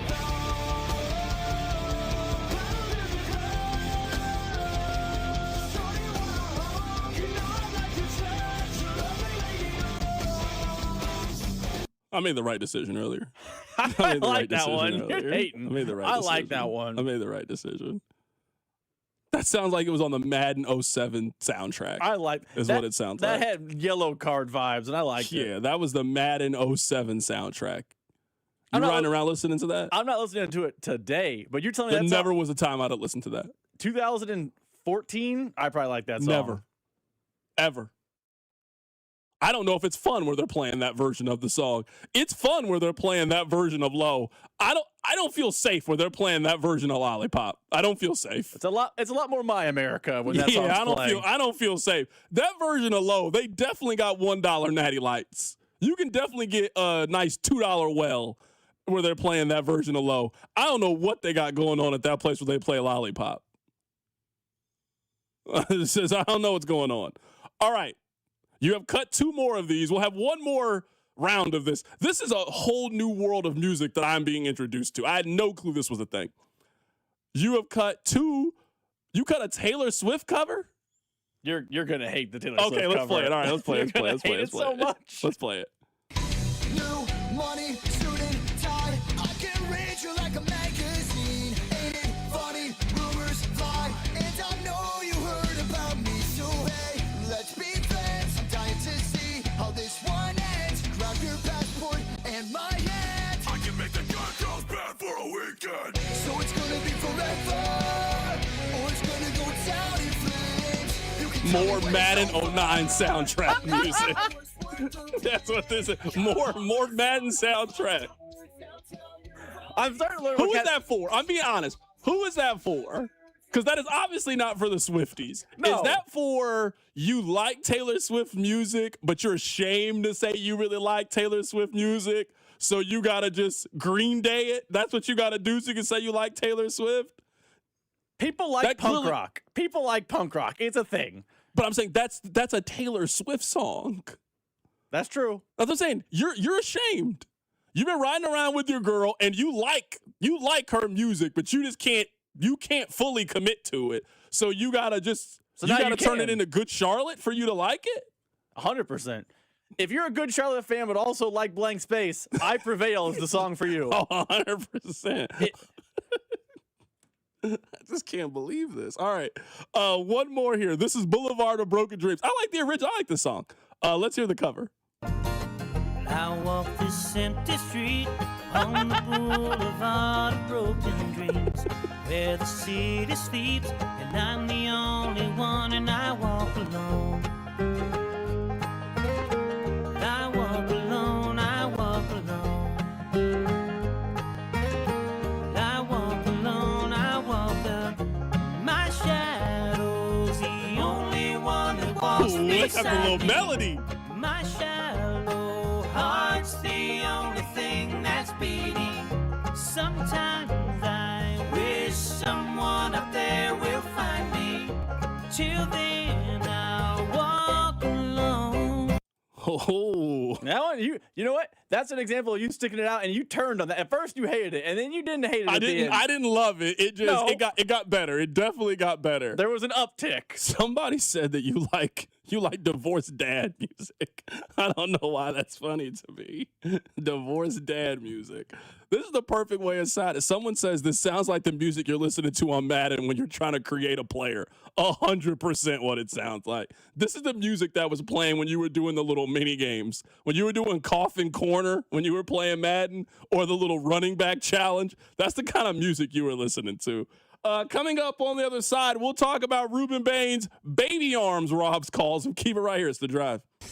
You're listening to The Drive with Carrington Harrison. I mean, come on, guys. What are we doing here? On your home for Chiefs football, 96.5, The Fan.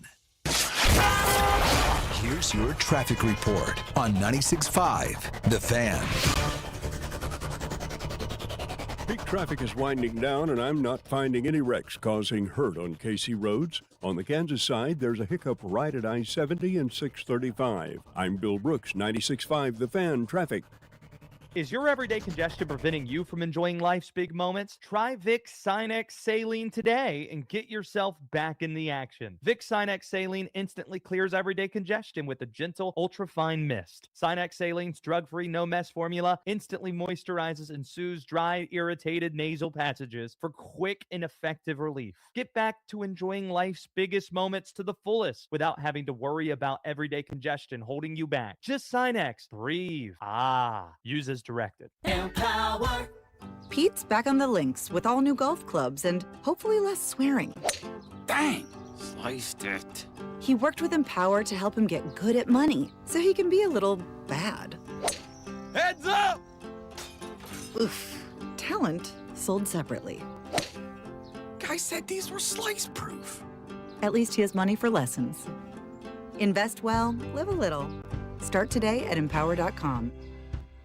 Rob Sight Ford, KC's Ford volume leader and top rated on Google. 135th and State Line. Rob Sight Ford, your 2025 Ford volume leader. Top rated on Google with 4.8 stars and 3,000 plus reviews. The best selection, best prices, and Kansas City's best customer service. Visit Rob Sight Ford at 135th and State Line. Buy right, save big, and drive home a winner. Only at Rob Sight Ford. I'm Piera Palazzolo, VP of Digital Marketing for the American Management Association, a company focused on the management training skills needed to enhance the careers of business professionals. We did our research when it came to the best companies for website development and chose AmericanEagle.com. And we couldn't be happier. AmericanEagle.com worked closely with us to understand the front and back end requirements needed to launch an e-commerce website that could handle the complexities of running thousands of seminars nationwide. Our robust new website and improved SEO saw immediate increases in site traffic and web revenue. If you're in need of managerial effectiveness and success, visit our website at aminet.org. If you're in need of a website that provides an unparalleled consumer experience, I highly recommend AmericanEagle.com. Transform your business today. Dial 877-WebNow1 for a free digital consultation with AmericanEagle.com. Get in the zone, AutoZone. Jeff's day is off to a slow start. So he heads to AutoZone, America's #1 battery destination, where Sammy, a local AutoZoner, tests his battery for free. Looks like he just needs a charge. And Sammy does that for free too. In no time at all, Jeff is back on the road, ready to finish the day strong. Free battery testing and charging at every store. No hassles, just help. Get in the zone, AutoZone. Restrictions apply. Staples presents That Was Easy. So I own a coffee shop, and I wanted to label everything with our logo. That's ambitious. Cups, boxes, bags. Ooh, that'll add up. Not at all, because right now, Staples prints custom labels for 30% off. 30% off? That's shockingly affordable branding. Yep, now our logo and URL are seen all over town. Brand your business for less at Staples. That was easy. Shop Staples in-store, online, or in the app by 442 Unlock. Exclusions apply. Visit staples.com/print for details. Hi, I'm Carter. And I'm Charlie. We'd like to share a quick story about a homeowner named Jack. Jack had a home he needed to sell fast. And Jack thought he had it all figured out. So Jack talked to multiple cash buyers. Jack chose the highest offer. But the day before closing, guess what? The buyer backed out, leaving Jack with the moving truck all packed in the driveway and not sure what to do. Jack learned the hard way that the highest offer isn't always the right offer. Jack got suckered. Make sure you aren't hung out to dry. Call our dad at Rex Buys KC. Our dad is local, he knows Kansas City, and he actually closes deals. No repairs, no fees, no showings, no surprises. Just a fair cash offer and a smooth process. Now, don't be like Jack. Call 816-330-6000 or visit rexbuyskc.com. Rex Buys KC, helping people make smart choices one home at a time. Beyond the Pitch KC, a new podcast hosted by Scott Parks and Rob Bretton, telling the stories behind the World Cup in Kansas City. Starts Wednesday, March 4th on the Odyssey app or wherever you get your podcasts. 96.5 The Fan, KFNC FM and AM, HD1 and HD2 Kansas City, in Odyssey Sports Station. Rob, are we allowed to talk about this? Is it possible to talk about this in a way that doesn't turn super political? But this feels really important. The President of the United States is hosting a round table about the issues in college sports. Some of the people who have been invited: Nick Saban, Tiger Woods, Tim Tebow. All 4 commissioners of the power conferences are also on the invite list. Now, I don't know who's going, who is not going, but this seems like a pretty big deal. The most successful college football coach of all time, the most talented golfer, maybe the most popular college football player of the last 25 years, all of the power conference commissioners are invited to sit down at this round table to discuss the issues.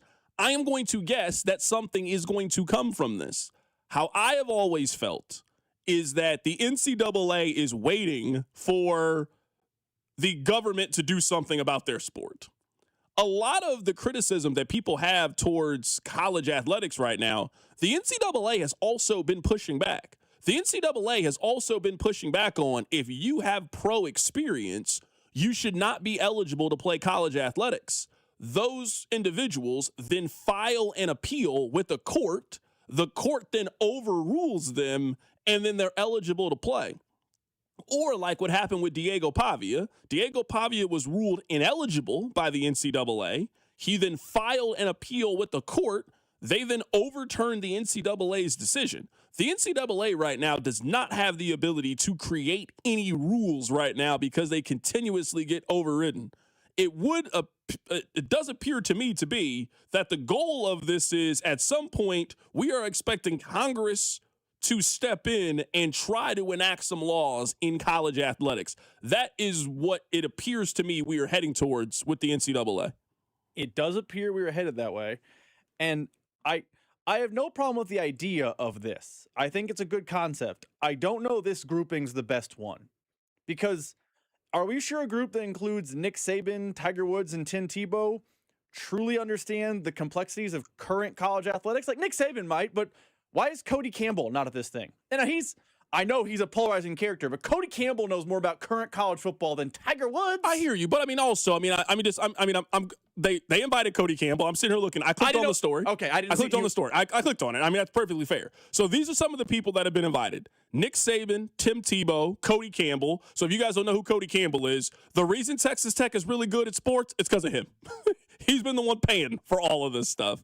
So Nick Saban, Tim Tebow, the guy you just mentioned, Cody Campbell, the Big Ten commissioner, Greg Sankey, who's the SEC commissioner, Brett Yormark, Jim Phillips, who's the ACC, Urban Meyer, Notre Dame's athletic director, Tennessee's athletic director, the AD for Wake Forest, Indiana, Iowa State, Oklahoma, Tiger Woods, Bryson DeChambeau, Adam Silver, Condoleezza Rice, Ron DeSantis.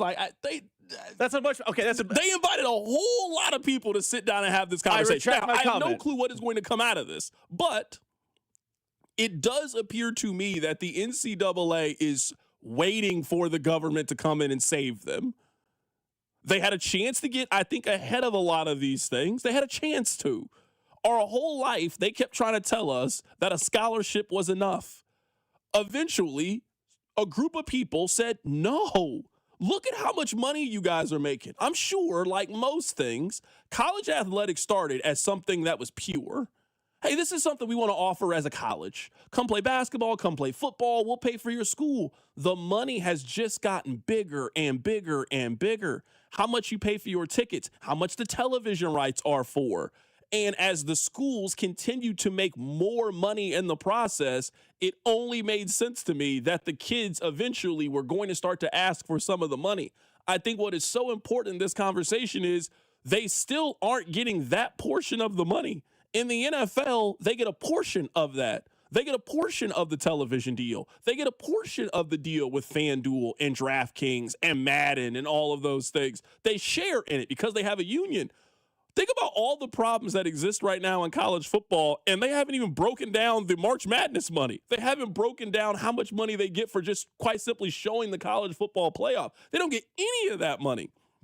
Maybe this is what they need. I'm not here to turn this into a political conversation, but when the president of the United States asks so many important people in sports, I don't know how you not talk about it. Maybe this is what the NCAA needs. They need the government to come save them. This is illegal. You cannot do this. You can do this. You cannot appeal this decision. Maybe that ultimately is going to get college football on the right track. I think the college athletics, it just needs to start over. The model that, they keep trying to adjust the model, that this model was written for 1912. It is 2026. They didn't have social media back then. What are we doing here? They didn't have brands that were willing to give. There was no ability for you to go on your phone and make money for yourself. So just the rules, we need to start over from the very, very beginning and create rules for a modern day system that work. This is why the CBA, every 10 years in professional sports, we can start over and make our own rules. How much are you going to get? How much are we going to get? What are our benefits? What are not our benefits? This is why it expires in the NFL. This is happening right now in baseball. Maybe that's what we need in college athletics. I'm willing to give this a shot. I do think historically, whenever government has started meddling in sports, things get worse. And that is not a political statement. You could be right side of the aisle, left side of the aisle, dead red center. Historically, when Congress and sports go together, it's like oil and water. It does not usually end up, a great success. I am willing to let this roundtable have whatever an idea. They're doing right now isn't working. Correct. That's why I'm willing to give the roundtable a chance. But I would like to hear what the roundtable has to say at the end, because historically, what they have said at the end of these things makes things worse. I don't know what worse looks like right now. I don't know if it could be I don't know worse. what it looks like. But I also would say it's a lot of people meeting together. You know, I didn't hear any current college athletes. That's my one knock now, having heard the whole list. They're not letting the kids in on this conversation at all. No, the adults are going to figure this out. They're going to tell the kids what they're doing. How is Tiger Woods and Bryson DeChambeau that meeting, but Avery Johnson's not? Avery Johnson is someone benefiting currently from the system. Arch Manning should be asked to be at this thing. A player who is benefiting greatly from NIL should be included in this conversation. should be at this thing. AJ DeBonsta makes $8 million. He should be at this thing. That's no disrespect to Tiger or DeChambeau. It seems like the power people are talking about how to fix the problem of the workers making too much money, which I don't love that concept conceptually. You think Darren Peterson will go? I mean, he's not making as much money as anyone on that list. No, maybe he would go. I don't know. If you had the top 5 college basketball paid players, then maybe he makes the list. He's probably sick that day. For sure. He's definitely cramping up on the plane. Come on, you can't ask me. You got to travel. It's too much. All right, let's do this. Let's get to the hits. I was not anticipating that. I just saw that. The President of the United States is inviting a lot of people for a sit-down conversation about the state of college athletics. I'm sure we will hear about it. Rob, let's do the hits. Let's shout out Baker University, and then we'll talk about Rueben Bain's arms. Your workday is over. Oh, yeah. You're headed home, and now you're stuck in traffic. Time to get caught up on the biggest stories in Kansas City and around the country with CDOT and Rob. It's time for the hits. Number 1. Carrington Harrison hits are brought to you by Baker University. Make your next era orange at Baker University, the first university in Kansas, and ranked number 1 in return on investment among private universities in the state. Baker University, forever in our orange era. All right, so this is the top story, I would say, with the Chiefs. I know a lot of you like Rueben Bain. I like Rueben Bain, so I don't want to paint this like this is a you guys issue. This is a everybody issue. They did the measurements today for Rueben Bain. It was not good.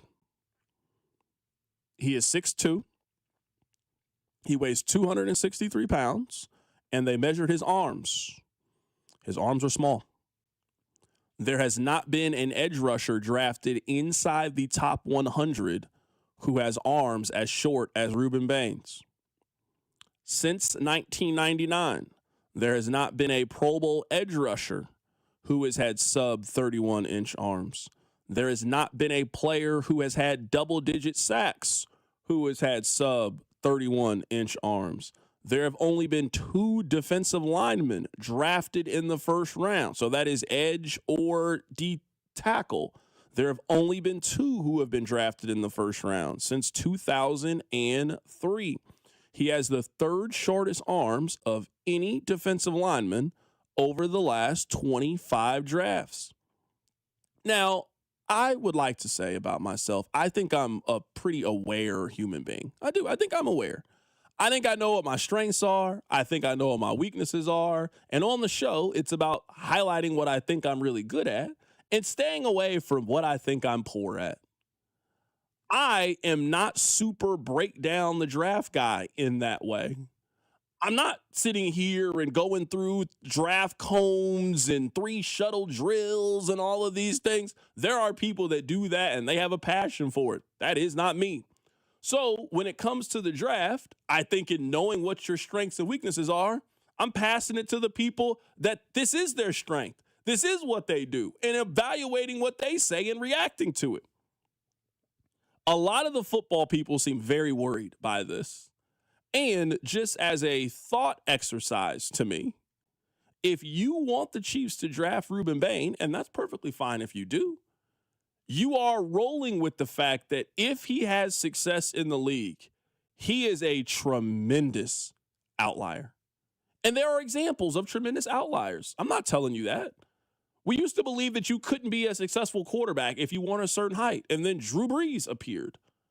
So we can find outliers or guys that buck the trend or buck the system at every single turn. But there is kind of the standard and the norm. And I think these numbers and history are telling you Rueben Bain is not a part of that. Now, again, this is also me acknowledging strengths and weaknesses.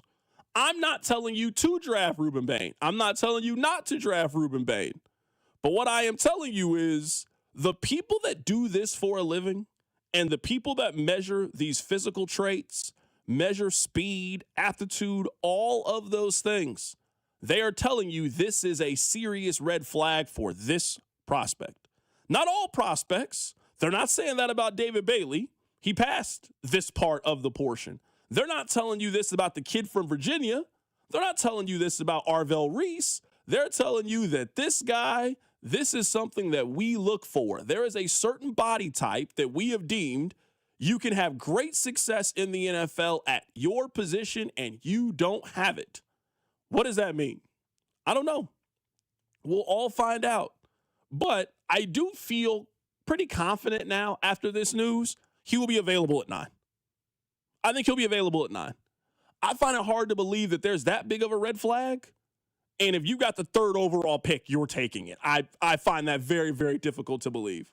I think he will be there for the Chiefs at 9, and the Chiefs are going to have to make a very, very serious decision about if they believe that this is the outlier. We know Spags. He's somebody that keeps up with this. They do really track this. This is something that's really important to them. So he's not off my draft board by any means because the tape, it jumps out. He had a tremendous January against very high-level talent. But at least for me and my concern, I need to see you at your pro day. You need to dominate in all the other areas. So maybe physically, from a length standpoint, size standpoint, you don't check the box. You better be an absolute athletic freak then. Because I think based on what they're telling me, that's the only way you work. The only way you work is if you are an absolute athletic Javon Curse, Dwight Freeney. You need to be that level of athlete in order to work at your physical limitation. So it's just something to keep an eye on. We had this conversation earlier. I would say my concern on Rueben Bain is a 7. It's a 7. This concerns me. The fact that nobody has had success with these limitations, and you're telling me this is the first person to do it, you really got to convince me, other than go watch the tape. You got to convince me what makes him so special to go against every trend that we have seen in the last 25 drafts. You got to show me what's different about this kid.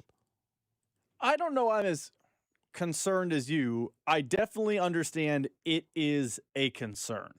I'm not trying to come on here and say it's nothing, ignore it, move on, purely film, 100%. That's the key. But I feel like the combine is great for the behind-the-scenes stuff, but I feel like all it does with the measurables and the 40s and the 3 cones and the vertical jumps is ding players. When you watch them play actual football, I know they're good football players. I use the example Nolan Smith. He's the edge rusher for the Eagles. He was a guy in college football that a lot of people thought, oh, that guy's a star. Now, he battled some injury, and then he got dinged at the combine. Nakobe Dean, same way, got dinged at the combine. It was, I don't know if those guys are quite as good as we thought. I watched them at Georgia. They were good. They were good football players. And now, you know what they're doing with the Eagles? Playing good football. It's not rocket science sometimes. And I feel like we get infatuated in February with, in shorts and a t-shirt, so-and-so has baby arms, or so-and-so ran a 4.5 as opposed to a 4.4. He might drop 10 slots. When you watch him on the football field in September, October, November, December, and now into January, what do your eyes tell you then? So I still put more weight into what I saw when Rueben Bain was a game wrecker in pads than I do on his arm length in Indianapolis. But I don't think it's nothing. I just don't think it's a 5-alarm fire. I would just point out with Nolan, and I'm with you, he fell in the draft. He went 30th in the draft, and his arm, so Rueben Bain was at, I have it right here, he was at 30 and 7/8. Nolan Smith was at 32 and 5/8. He got dinged for something else, but it was my example of someone who got dinged by a combine measurable. No, for sure, 100%. And I think you and I agree. Nolan Smith was a great player. I don't know how he fell so far into the draft. He's a guy that I would have taken a little bit higher. I don't know enough about the draft, honestly, to tell you that this is he's off my board completely or not to care about this. But I think it is important to note. I think this is a very important thing to note. And I'm getting this from smart football people. This is from Warren Sharp. Rueben Bain will have the shortest arms of any first-round edge in the last 20 years. No player in the National Football League, so not even young players, no player in the National Football League with arms less than 31 inches has had double digits in any season for the last 20 straight years. Not a single one. Somebody on the text line earlier, we were talking about this, said, How many guys is that? I didn't look up all 20 years, but to give you an example, this year there were 17 guys in the National Football League that got double-digit sacks. So let's say if you go the last 20 years, obviously guys repeat. We're talking about it ain't a small number of people. Like, we can look this up if you really want to. Over the last 20 years, how many of these guys, that bothers me. I can't go through this process and tell you, oh, just watch the film. Look, he played really well against Ole Miss. I can give you plenty of examples of guys who were good college players I thought was going to translate to the next level. They look like they had everything. Look at the film. How are you overthinking this? And then just the physical traits that these guys, these scouts, these coaches, these guys that do this for a living are telling you, no, you're missing something. He doesn't have it. And they end up being right. I also think it works both ways. I agree with you. There are definitely times where you watch the film and you're like, man, that guy's just a star. He doesn't get drafted or he gets drafted late and he's a nothing in the NFL. And you go, what did scouts see that me and you didn't? There are also times where scouts fall in love with these measurables and you're just thinking to yourself, what are you seeing that I'm not seeing? Xavier Worthy ran the fastest 40 of all time, right? He's the fastest man running in a straight line. When you watched him in Texas, because he was in the SEC, I saw him in the Big 12. He was in the transition. Did you think, man, that dude's a star? That guy's a first-round pick, can't-miss guy. Not really. Then he ran really fast going in a straight line, and he jumped up draft boards. John Ross is the ultimate example of this. I don't remember anything about John Ross at Washington, not a thing. And then all of a sudden he ran a super fast 40, and it was, oh my God, how high will John Ross go? Like, I sometimes worry that scouts fall in love with the measurables and they forget about the football because it feels like the football is in such a rearview mirror that sometimes you just need to be like, oh, this guy was fast. Let's sit down and watch how he played football. Hey, this guy has short arms.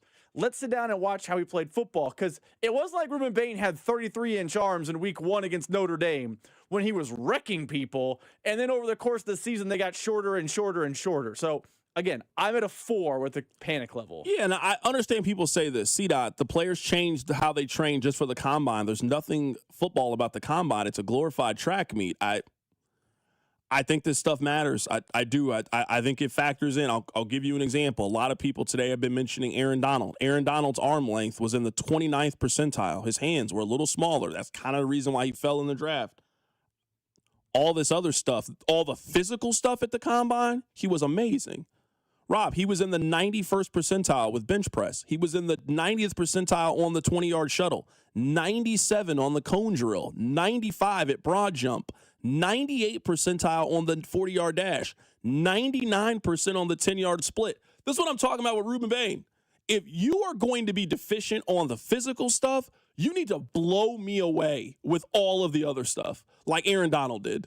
Aaron Donald might have been a little bit small for his position, but if you're telling me you're stronger than everybody, you're faster than everybody else, you're more agile than everybody else, all of those traits seem really important to me to being good at football. So, yes, it is one side. We have seen guys run 4.2s at the combines and not be good football players. We have seen guys be slow at the combine and go out to have really – absolutely. There is no exact science to this.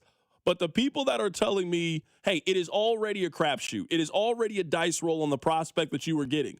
But these are tools and measurables that we use to try to make a very, very – scientific guess on who's going to be a good NFL player and who's not going to be a good NFL player. This is one of the things that they look at, and they're telling me that he's not good at those things. That matters, in my opinion. All right, Rob, let's get to hit number 2.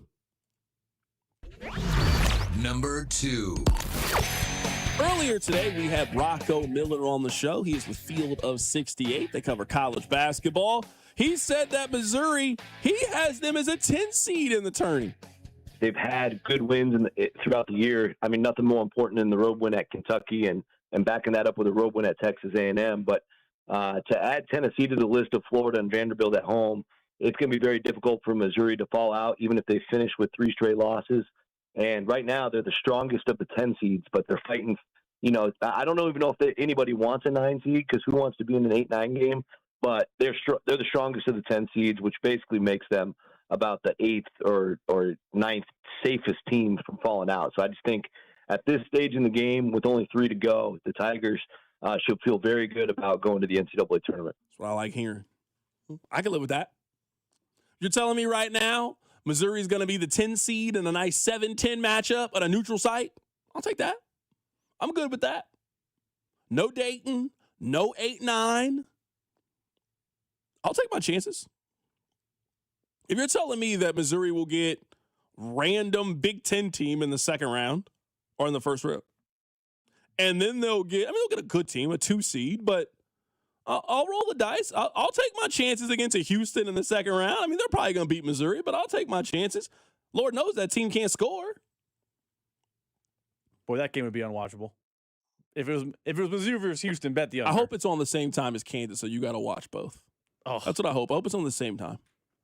I would happily head over to FanDuel and bet the under. That's what I'd be happy about. Which game gets the sound if Missouri and Kansas played at the same time?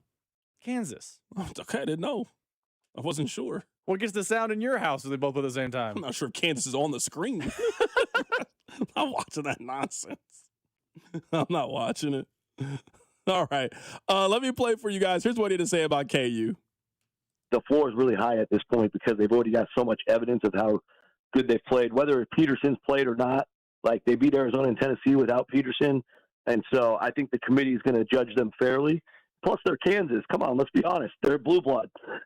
So I would be shocked if they fell below a 4 seed, even if they lost both Arizona games. I can't even picture them losing to Kansas State, but if they did, I don't know. Something must have totally went wrong in Lawrence that day. But I think right now they're looking pretty good for a 3. If they can win that game in Arizona, they're certainly going to get back up to a 2 seed. So that's the range right now for the Jayhawks. Well, that sounds about right to me. I think a 2 seed's a little lofty, honestly. If you're asking me, no shade, no hate towards KU. I think a 2 seed's a little bit lofty. This team's a 3 seed. I feel very strongly in that. If we were doing gambling odds, I think a 3 seed's like a minus 180. I do think it's more likely they're a 4 seed than a 2 seed. But I think Kansas will be a 3 seed. Where would they go, Rob? I haven't really been keeping an eye on. I don't think they can go to St. Louis as a 3 seed. Oklahoma City? They got a regional? They got a first-round regional? Second round regional. You guys want to go to Oklahoma City? Y'all hate it down there. No, Kansas does not want to go down there, but that's an option. That's where you lost to Northern Iowa, right? It is. They've also lost another one down there, too.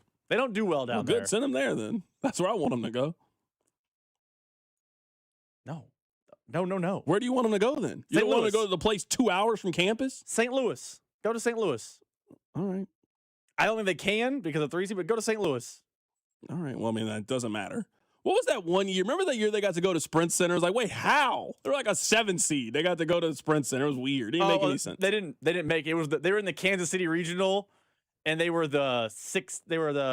I think they were the 6th seed because it was the year they got thumped by Auburn. Yeah, it didn't make any sense. No, they were a 4 seed. If they had beaten Auburn, they would face 1 seed Kentucky and Kansas City. It didn't make no sense. It was very confusing that was the case. All right, coming up on the other side, we'll get back to talking about the National Football League. Keep it right here. So Drive. The Drive with Carrington Harrison on Kansas City's only FM sports station, 96.5, The Fan. Just hearing the word IRS can make people break out in a cold sweat. No one wants to deal with the IRS, and now you don't have to. The good news is Legal Tax Defense has been successfully negotiating with the IRS for more than 15 years. It doesn't matter how much you owe, whether it's $5,000 or $5 million. You deserve the best in the business on your side, and that is Legal Tax Defense. Even if you're working with someone else and just want a second opinion, there is no cost or obligation to call. They can prevent levies, liens, wage garnishments, even file back tax returns. And the best news about Legal Tax Defense is they won't take your case unless they know they will reduce or eliminate your tax debt. Call Legal Tax Defense right now for a free no-risk consultation. 800-284-1238. 800-284-1238. You have nothing to lose but everything to gain. 800-284-1238. Jerry Seinfeld is back. We stream everything now. We don't watch anything. We stream it. Wandering around your workplace trying to recruit new viewers into whatever stupid show you like. Jerry, you gotta watch this show. Okay, I'll check it out. Okay, but the first 4 seasons are not good. Jerry Seinfeld, live in Kansas City, Starlight Theater, Friday, September 18th. Tickets on sale Friday at 10 a.m. at kcstarlight.com. Hola, amigos! Brad Evans here. Check out this booming voice and Pat Boyle on BetMGM tonight, covering the biggest sports stories from coast to coast, live and interactive on the free Odyssey app, discussing NFL offseason news and getting you ready for the madness in college hoops. BetMGM tonight with me, Brad Evans and Pat Boyle, live and interactive, Monday through Friday night, starting at 6 Eastern, presented by BetMGM. Always live on the free Odyssey app and watch on YouTube at BetMGM tonight. Are you 50 or older? This news is for you. The CDC recommends you get vaccinated against pneumococcal pneumonia. Even if you're healthy, your age puts you at risk. People 50 or older are over 6 times more likely to be hospitalized with pneumococcal pneumonia compared to adults 18 to 49. Just one shot can help protect you. Learn more and schedule at vaxassist.com. That's VAXassist.com. Sponsored by Pfizer. Did you hear? Allstate car insurance now costs even less. So when you bundle with home, you can save even more. Check Allstate first to bundle and save with a new lower auto rate. You're in good hands with Allstate. Not available in every state. Only applicable for new auto insurance business. Rates will vary by several factors, including how you purchase the policy. Potential savings may vary. Allstate North American Insurance Company and Affiliates, Northbrook, Illinois. Come on. No! It's just a golf lesson, champ. Loosen up. I can't. See that Hyundai Santa Fe? Yeah. I only paid. Finish up on your own. I gotta run. Deal's so right, it almost feels wrong. The Hyundai Getaway Sales Event. Get 0% APR for 60 months, plus 0 payments for 90 days on the Hyundai Tucson, Santa Fe, or Santa Fe Hybrid. Now, during the Hyundai Getaway Sales Event. Hurry, offers end March 2nd. Call 562-314-4603 for details. Never have I ever called my sister from the finish line of my first marathon. Hello? You won't believe where I am. Are you running? Mile 26.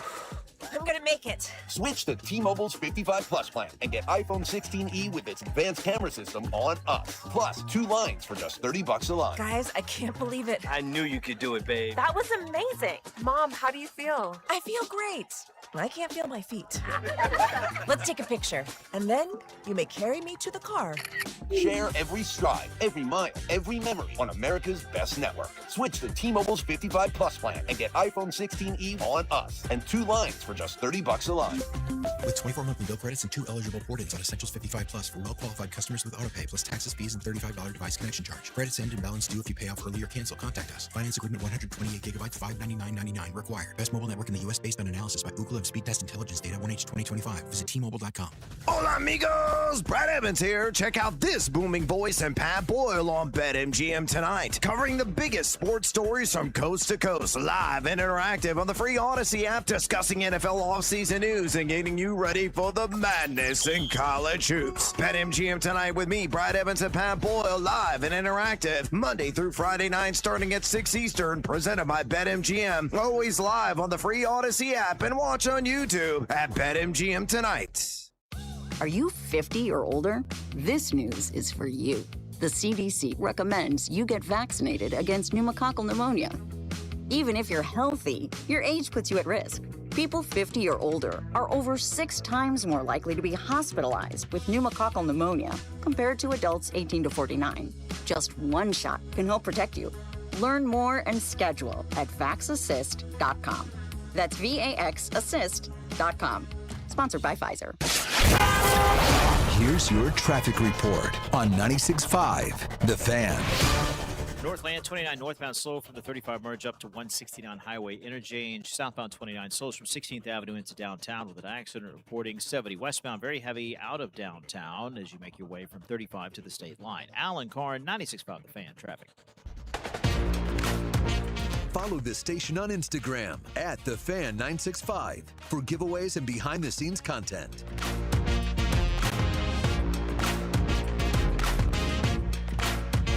Rob, I just sent you audio. It was Daniel Jeremiah talking about Rueben Bain's arms. Let's play that the moment you have that up. I literally just saw it in the last 30 seconds, so we'll get to that coming up. We'll get to that coming up in just a bit. I want to play this while we wait for the audio from Rob. Mitch Holthus was on the show yesterday, and I thought he said something really interesting that I didn't pay enough attention to yesterday when we were having the conversation, but just going back, I don't know if this is something, but it could be. Listen to this. These are all right tackles. Why do I say that? Because you could get one of those guys in the top 75 picks. They become your sixth tackle. You've got Jalen Moore, because there's two things here to consider. One, you must have, you got to have the three offensive tackles. And then you hope Esapole continues to leap forward in this offseason. The other thing where the Chiefs lacked last year, and really last couple of years, is getting somewhat of a replacement for a Nick Allegretti. When they go big, in the NFL, this has been such an adjustment of the league over the last several years. You see so many six offensive lineman sets now. I see it week after week after week when we play teams. The guy comes in, rubs his number, and they're in 6 O-linemen. And the Chiefs, if they get a sixth offensive tackle or a sixth offensive lineman, and you've got 3 tackles, as you're alluding to, and I'm saying you could possibly draft one in this draft that could morph in, if not right away, eventually into a starting right tackle position. I think this is interesting for this reason. The Chiefs have a long-term plan at all the other offensive line positions except one. They do not have a long-term plan right now at right tackle. They got options, though. They have Jalen Moore. They could, not saying they will, they could extend Jawaan Taylor. He's 29 years old. He is going to be a starting right tackle in the league for somebody next year. Maybe that somebody is Kansas City. It is surprising to me because he seemed like it would have been a no-brainer decision to let go. You saved $20 million against the salary cap by releasing him. The same way that it was a no-brainer with Mike Dana, it also seems like it would be a no-brainer with Jawaan Taylor. Is there a team that would possibly give you something for Jawaan Taylor because they don't want him to go to free agency and then they will give him the extension? Maybe it's something. Maybe it's nothing. But the Chiefs are in a position where maybe at 40 or at 74, you take a tackle. That guy is your starting tackle. You keep Jalen Moore as the break in case of emergency type. Could the Chiefs do that plan? Or could the Chiefs take the $20 million they would get from releasing Jawaan Taylor? They don't spend draft resources on right tackle. Jalen Moore plays right tackle. Esapole can either play left or right tackle, because if there is one thing, and this is not me trying to be negative, this just seems like an observation from watching football, you cannot trust that your left and right tackle are both going to play in all 17 games. Like, we can look this up tomorrow. Rob, there's 2 things I think we need to look up. Double-digit sack guys, and how many teams have both their left and right tackle make all 17 starts. You have to be prepared that an injury is going to happen with your team. You have to be prepared. So if that's the case, if you got to be prepared, tell me why not. Then, all right, hey, maybe you go draft pick-wise. You have that guy start for you in 2026. Jalen Moore continues to be your break in case of emergency, or you can go big package the way that we just heard from Mitch Holtz. It's just something to consider. I know we aren't spending a lot of time talking about day 3 picks, but the Chiefs got 3 picks in the top 75. Like, they need to turn that into 2 starters, in my opinion. Obviously at 9, no question. But you need guys that can instantly step in, provide some youth, some contract relief, and guys that can help you. They need to make use of the selections that they have. All right, let's play this audio for you guys. This is Daniel Jeremiah, one of the top draft experts. I might argue that he's actually number 1 right now in terms of draft guys. Here he is talking about why arm length matters in relation to Rueben Bain. Look at Melvin Ingram, was a great player with the Chargers. You look at that arm length number, 31.5, which is extremely low. Bain came under 31, which is very low. You don't see guys go traditionally as what does that top mean 10 picks. So this is what I did. I have my thoughts on it as a scout, and I think every measurement matters, but I wanted to reach out to some defensive coordinators and see what they thought and how they would explain it. So I don't want to put words in their mouth, but this is one of the best defensive coordinators in the NFL. What's the biggest issue with length? a lack of length. He said generally it's finishing. Not as good at extending and separating off blocks, not as good extending to get to the elbow or even wrapping around the quarterback. So then the follow-up question is, well, how would you overcome that, in your opinion, if you don't have length, like Bain? He said, I said leverage. He goes, for sure, explosion, using leverage to your advantage, having the ability to close that ground with your feet because you can't do it with your length. But this is a discussion that is happening all around this entire building. And, CD, I know some folks at home laugh and say, I've watched this guy. He's unbelievable. He's a great player. We saw him all the way through the playoffs. Nobody could block him. Why does anybody care? Well, they do. It's part of the discussion, and it doesn't necessarily mean he's going to slide or he's going to go here or there, but it's being talked about. He's going to slide because of it. He's going to slide because of it. I mean, define slide. Like, if he's not going 2 anymore. I don't think he falls out of the top 15, top 18, somewhere in there. I think he could. You think he's going to be in the 20s? I think he could. I'm just saying is that's fair. Every year there are 1 or 2 guys that slide in the draft, and all of us who have been reading these mock drafts for months are just like, I can't believe this was the case. Wouldn't it be the guy who the film checks out, but a lot of teams have the exact same questions? The exact same questions. So I don't know. These mock drafts, they are all random guesses from people, but we can go through and find Mel Kiper's mock from after the combine and a guy that he told you, oh, everybody loves that guy. Once the only draft that matters is the actual one. Like, the only mock that matters is what they think. So I don't know what they think about Rueben Bain, but I do think there are enough teams that are going to ask the question that I'm asking, that there's going to be some teams that say, we don't care about this because the film checks out. There's going to be some teams that stay very steadfast on, if you don't check these boxes, you are not on our board. And that's why, at least for me, his physicals, because, for example, David Bailey, a guy that we think could be in that category, he is doing all the stuff at the combine. He got measured. He is running. He is lifting weights. That guy's a physical freak. David Bailey is not getting outside of the top 10 in my mind. He is one of the better defensive players. I don't really see the question marks that you would have with David Bailey. He is not getting out of the top 10. If Rueben Bain starts to drop, remember this day and remember this conversation of teams like the film, think he's a good player, just think he's a better value at 19 than he is at 7 if you're going to take that kind of player. Coming up on the other side, we'll finish off our covers conversation. Keep it right here. It's The Drive. The Drive with Carrington Harrison on your home for Kansas City sports. 96.5 The Fan. Want consistent color for every job? Milo's Pro Rewards members get a 20% paint discount on future purchases after paint annual qualifying spend reaches $3,000. Plus, order eligible in-stock paint and paint supplies by 2 p.m. for free same-day delivery by 8 p.m.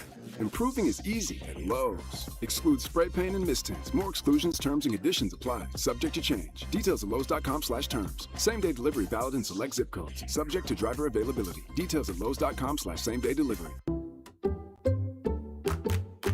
Did you hear? Allstate car insurance now costs even less. So when you bundle with home, you can save even more. Check Allstate first to bundle and save with a new lower auto rate. You're in good hands with Allstate. Not available in every state. Only applicable for new auto insurance business. Rates will vary by several factors, including how you purchase the policy. Potential savings may vary. Allstate North American Insurance Company and Affiliates, Northbrook, Illinois. No! It's just a golf lesson, champ. Loosen up. I can't. See that Hyundai Santa Fe? Yeah. I only paid to finish up on your own. I gotta run. Deal's so right, it almost feels wrong. The Hyundai Getaway Sales Event. Get 0% APR for 60 months, plus 0 payments for 90 days on the Hyundai Tucson, Santa Fe, or Santa Fe Hybrid. Now, during the Hyundai Getaway Sales Event. Hurry, offers end March 2nd. Call 562-314-4603 for details. Tonight, conditions will be clear with a low of 41. Weather brought to you by Duke's Mayo.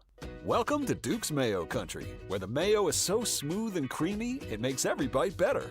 Duke's Mayo. Look for the yellow lid. Liberty Mutual customized this song for you. Like your car insurance, it's custom too, yeah. Liberty Mutual's got the coverage that could save you money. Thanks to Doug and Limu, well now you can go and take that cruise. Liberty, liberty, liberty, liberty, yeah. Did you hear? Allstate car insurance now costs even less. So when you bundle with home, you can save even more. Check Allstate first to bundle and save with a new lower auto rate. You're in good hands with Allstate. Not available in every state. Only applicable for new auto insurance business. Rates will vary by several factors, including how you purchase the policy. Potential savings may vary. Allstate North American Insurance Company and Affiliates, Northbrook, Illinois.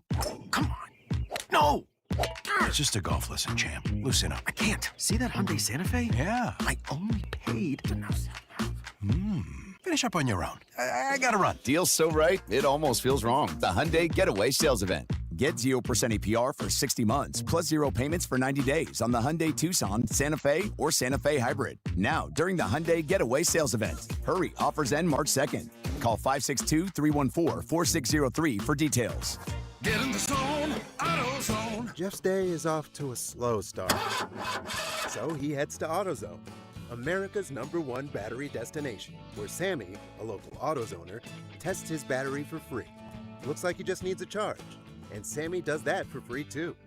In no time at all, Jeff is back on the road, ready to finish the day strong. Free battery testing and charging at every store. No hassles, just help. Get in the zone, AutoZone. Restrictions apply. It all comes down to this, folks. Yep, the entire season is on the line.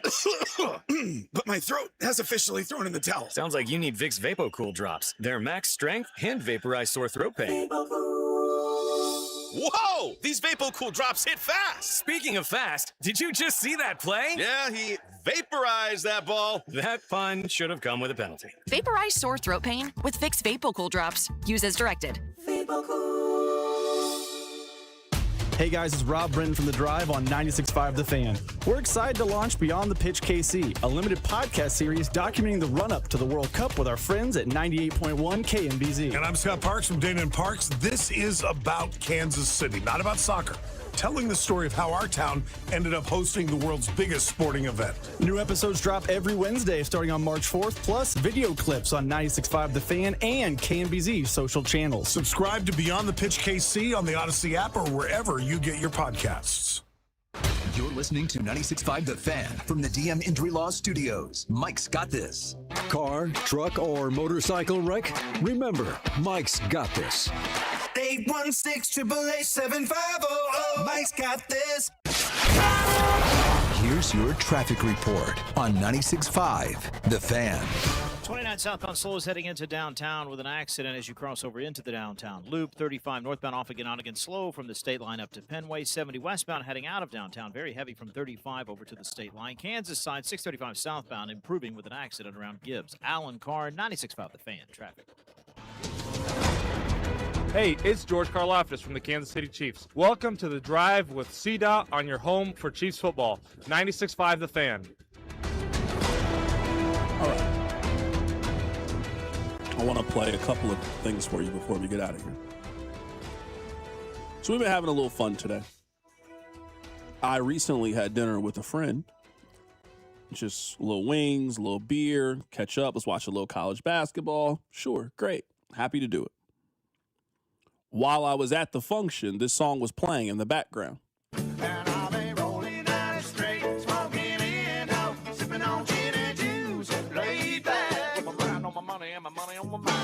Now, you guys were telling me this is pretty common. I did not know that people were taking rap songs and turning them into country songs. I didn't know. Throughout the course of the show, we've learned that this is a whole genre of music that I just was unaware of. Cruising down the street in my 6'4", jogging the... Went to the park to get the scoop. Knuckleheads out there, cold shooting some hoop. Car pulls up, who can it be? It's a fresh El Camino rolling. I had no clue. I really did not know this was a thing. Now, we have played some that I actually liked. The whole club was looking at her. She hit the floor. Next thing you know, shorty got low, low, low, low, low, low, low. Got them baggy sweatpants and the Reebok with the straps. I really did not know this was a genre of music that existed. I knew people did covers, but I didn't know that people were taking rap songs and throwing a little honky-tonk badonka-donk on them. I did not know. I didn't know that people were taking Taylor Swift songs and doing this to them. New money, suit and tie. I can read you like a magazine. Ain't it funny? Rumors fly, and I know you heard about me, so hey. I didn't know. I had absolutely no clue. I didn't know there were people. I didn't know there were Swifties that were like, you know what? I really like this, but why don't we turn it into Good Charlotte? This sounds like Chat GPT music. Like, oh, I really like Drop It Like It's Hot by Snoop Dogg. Why don't I turn it into an opera song? And then it just generate. I didn't know. So all day on the 45s, we have been playing covers of songs that Rob and the text line have picked. Is this the one I've heard of, Smooth Criminal? I've heard this one before. Yeah, it's probably the most popular. I've heard this one before. This used to come on like MTV and stuff. This is like very popular. It's the most played cover song of all time. No, it's not. The Whitney Houston is the most. Oh, yeah. Okay. Yeah, okay. I know you're getting a lot of your skis here. A little too excited. I forget about the Whitney Houston one, but it's probably a bunch. But this was I remember that one. I've heard that one before. I have not heard this one. This is Billie Jean. What kind of music is this, Billie Jean? So this is by Chris Cornell, and it's blues. Blues, Billie Jean. Okay. All right. Hold on. Let's play it. Mother always told me, be careful who you love. Careful what you do before the lie becomes the truth. Billie Jean is not my lover. She's just a girl who says that I am the one, but the kid is not my son. Check, please. Check. Check. Ma'am, you have been great. I don't have any issues with you. But if this is the live music that you're playing today, I gotta go to another establishment. Check, please. You sure, hon? I've never been more sure in my life that it's time for me to go. I'm out of here. No thanks. I don't want to hear anybody cover Michael Jackson songs. Even that Smooth Criminal version? That's what Smooth Criminal version is good. It's not better, but it's good. I don't care who it is. Okay. And I actually like The Weeknd has a cover of Dirty Diana that I actually really like. I don't want to, no. For every Weeknd that decided to do it, it's this guy that decided to do his version of Billie Jean.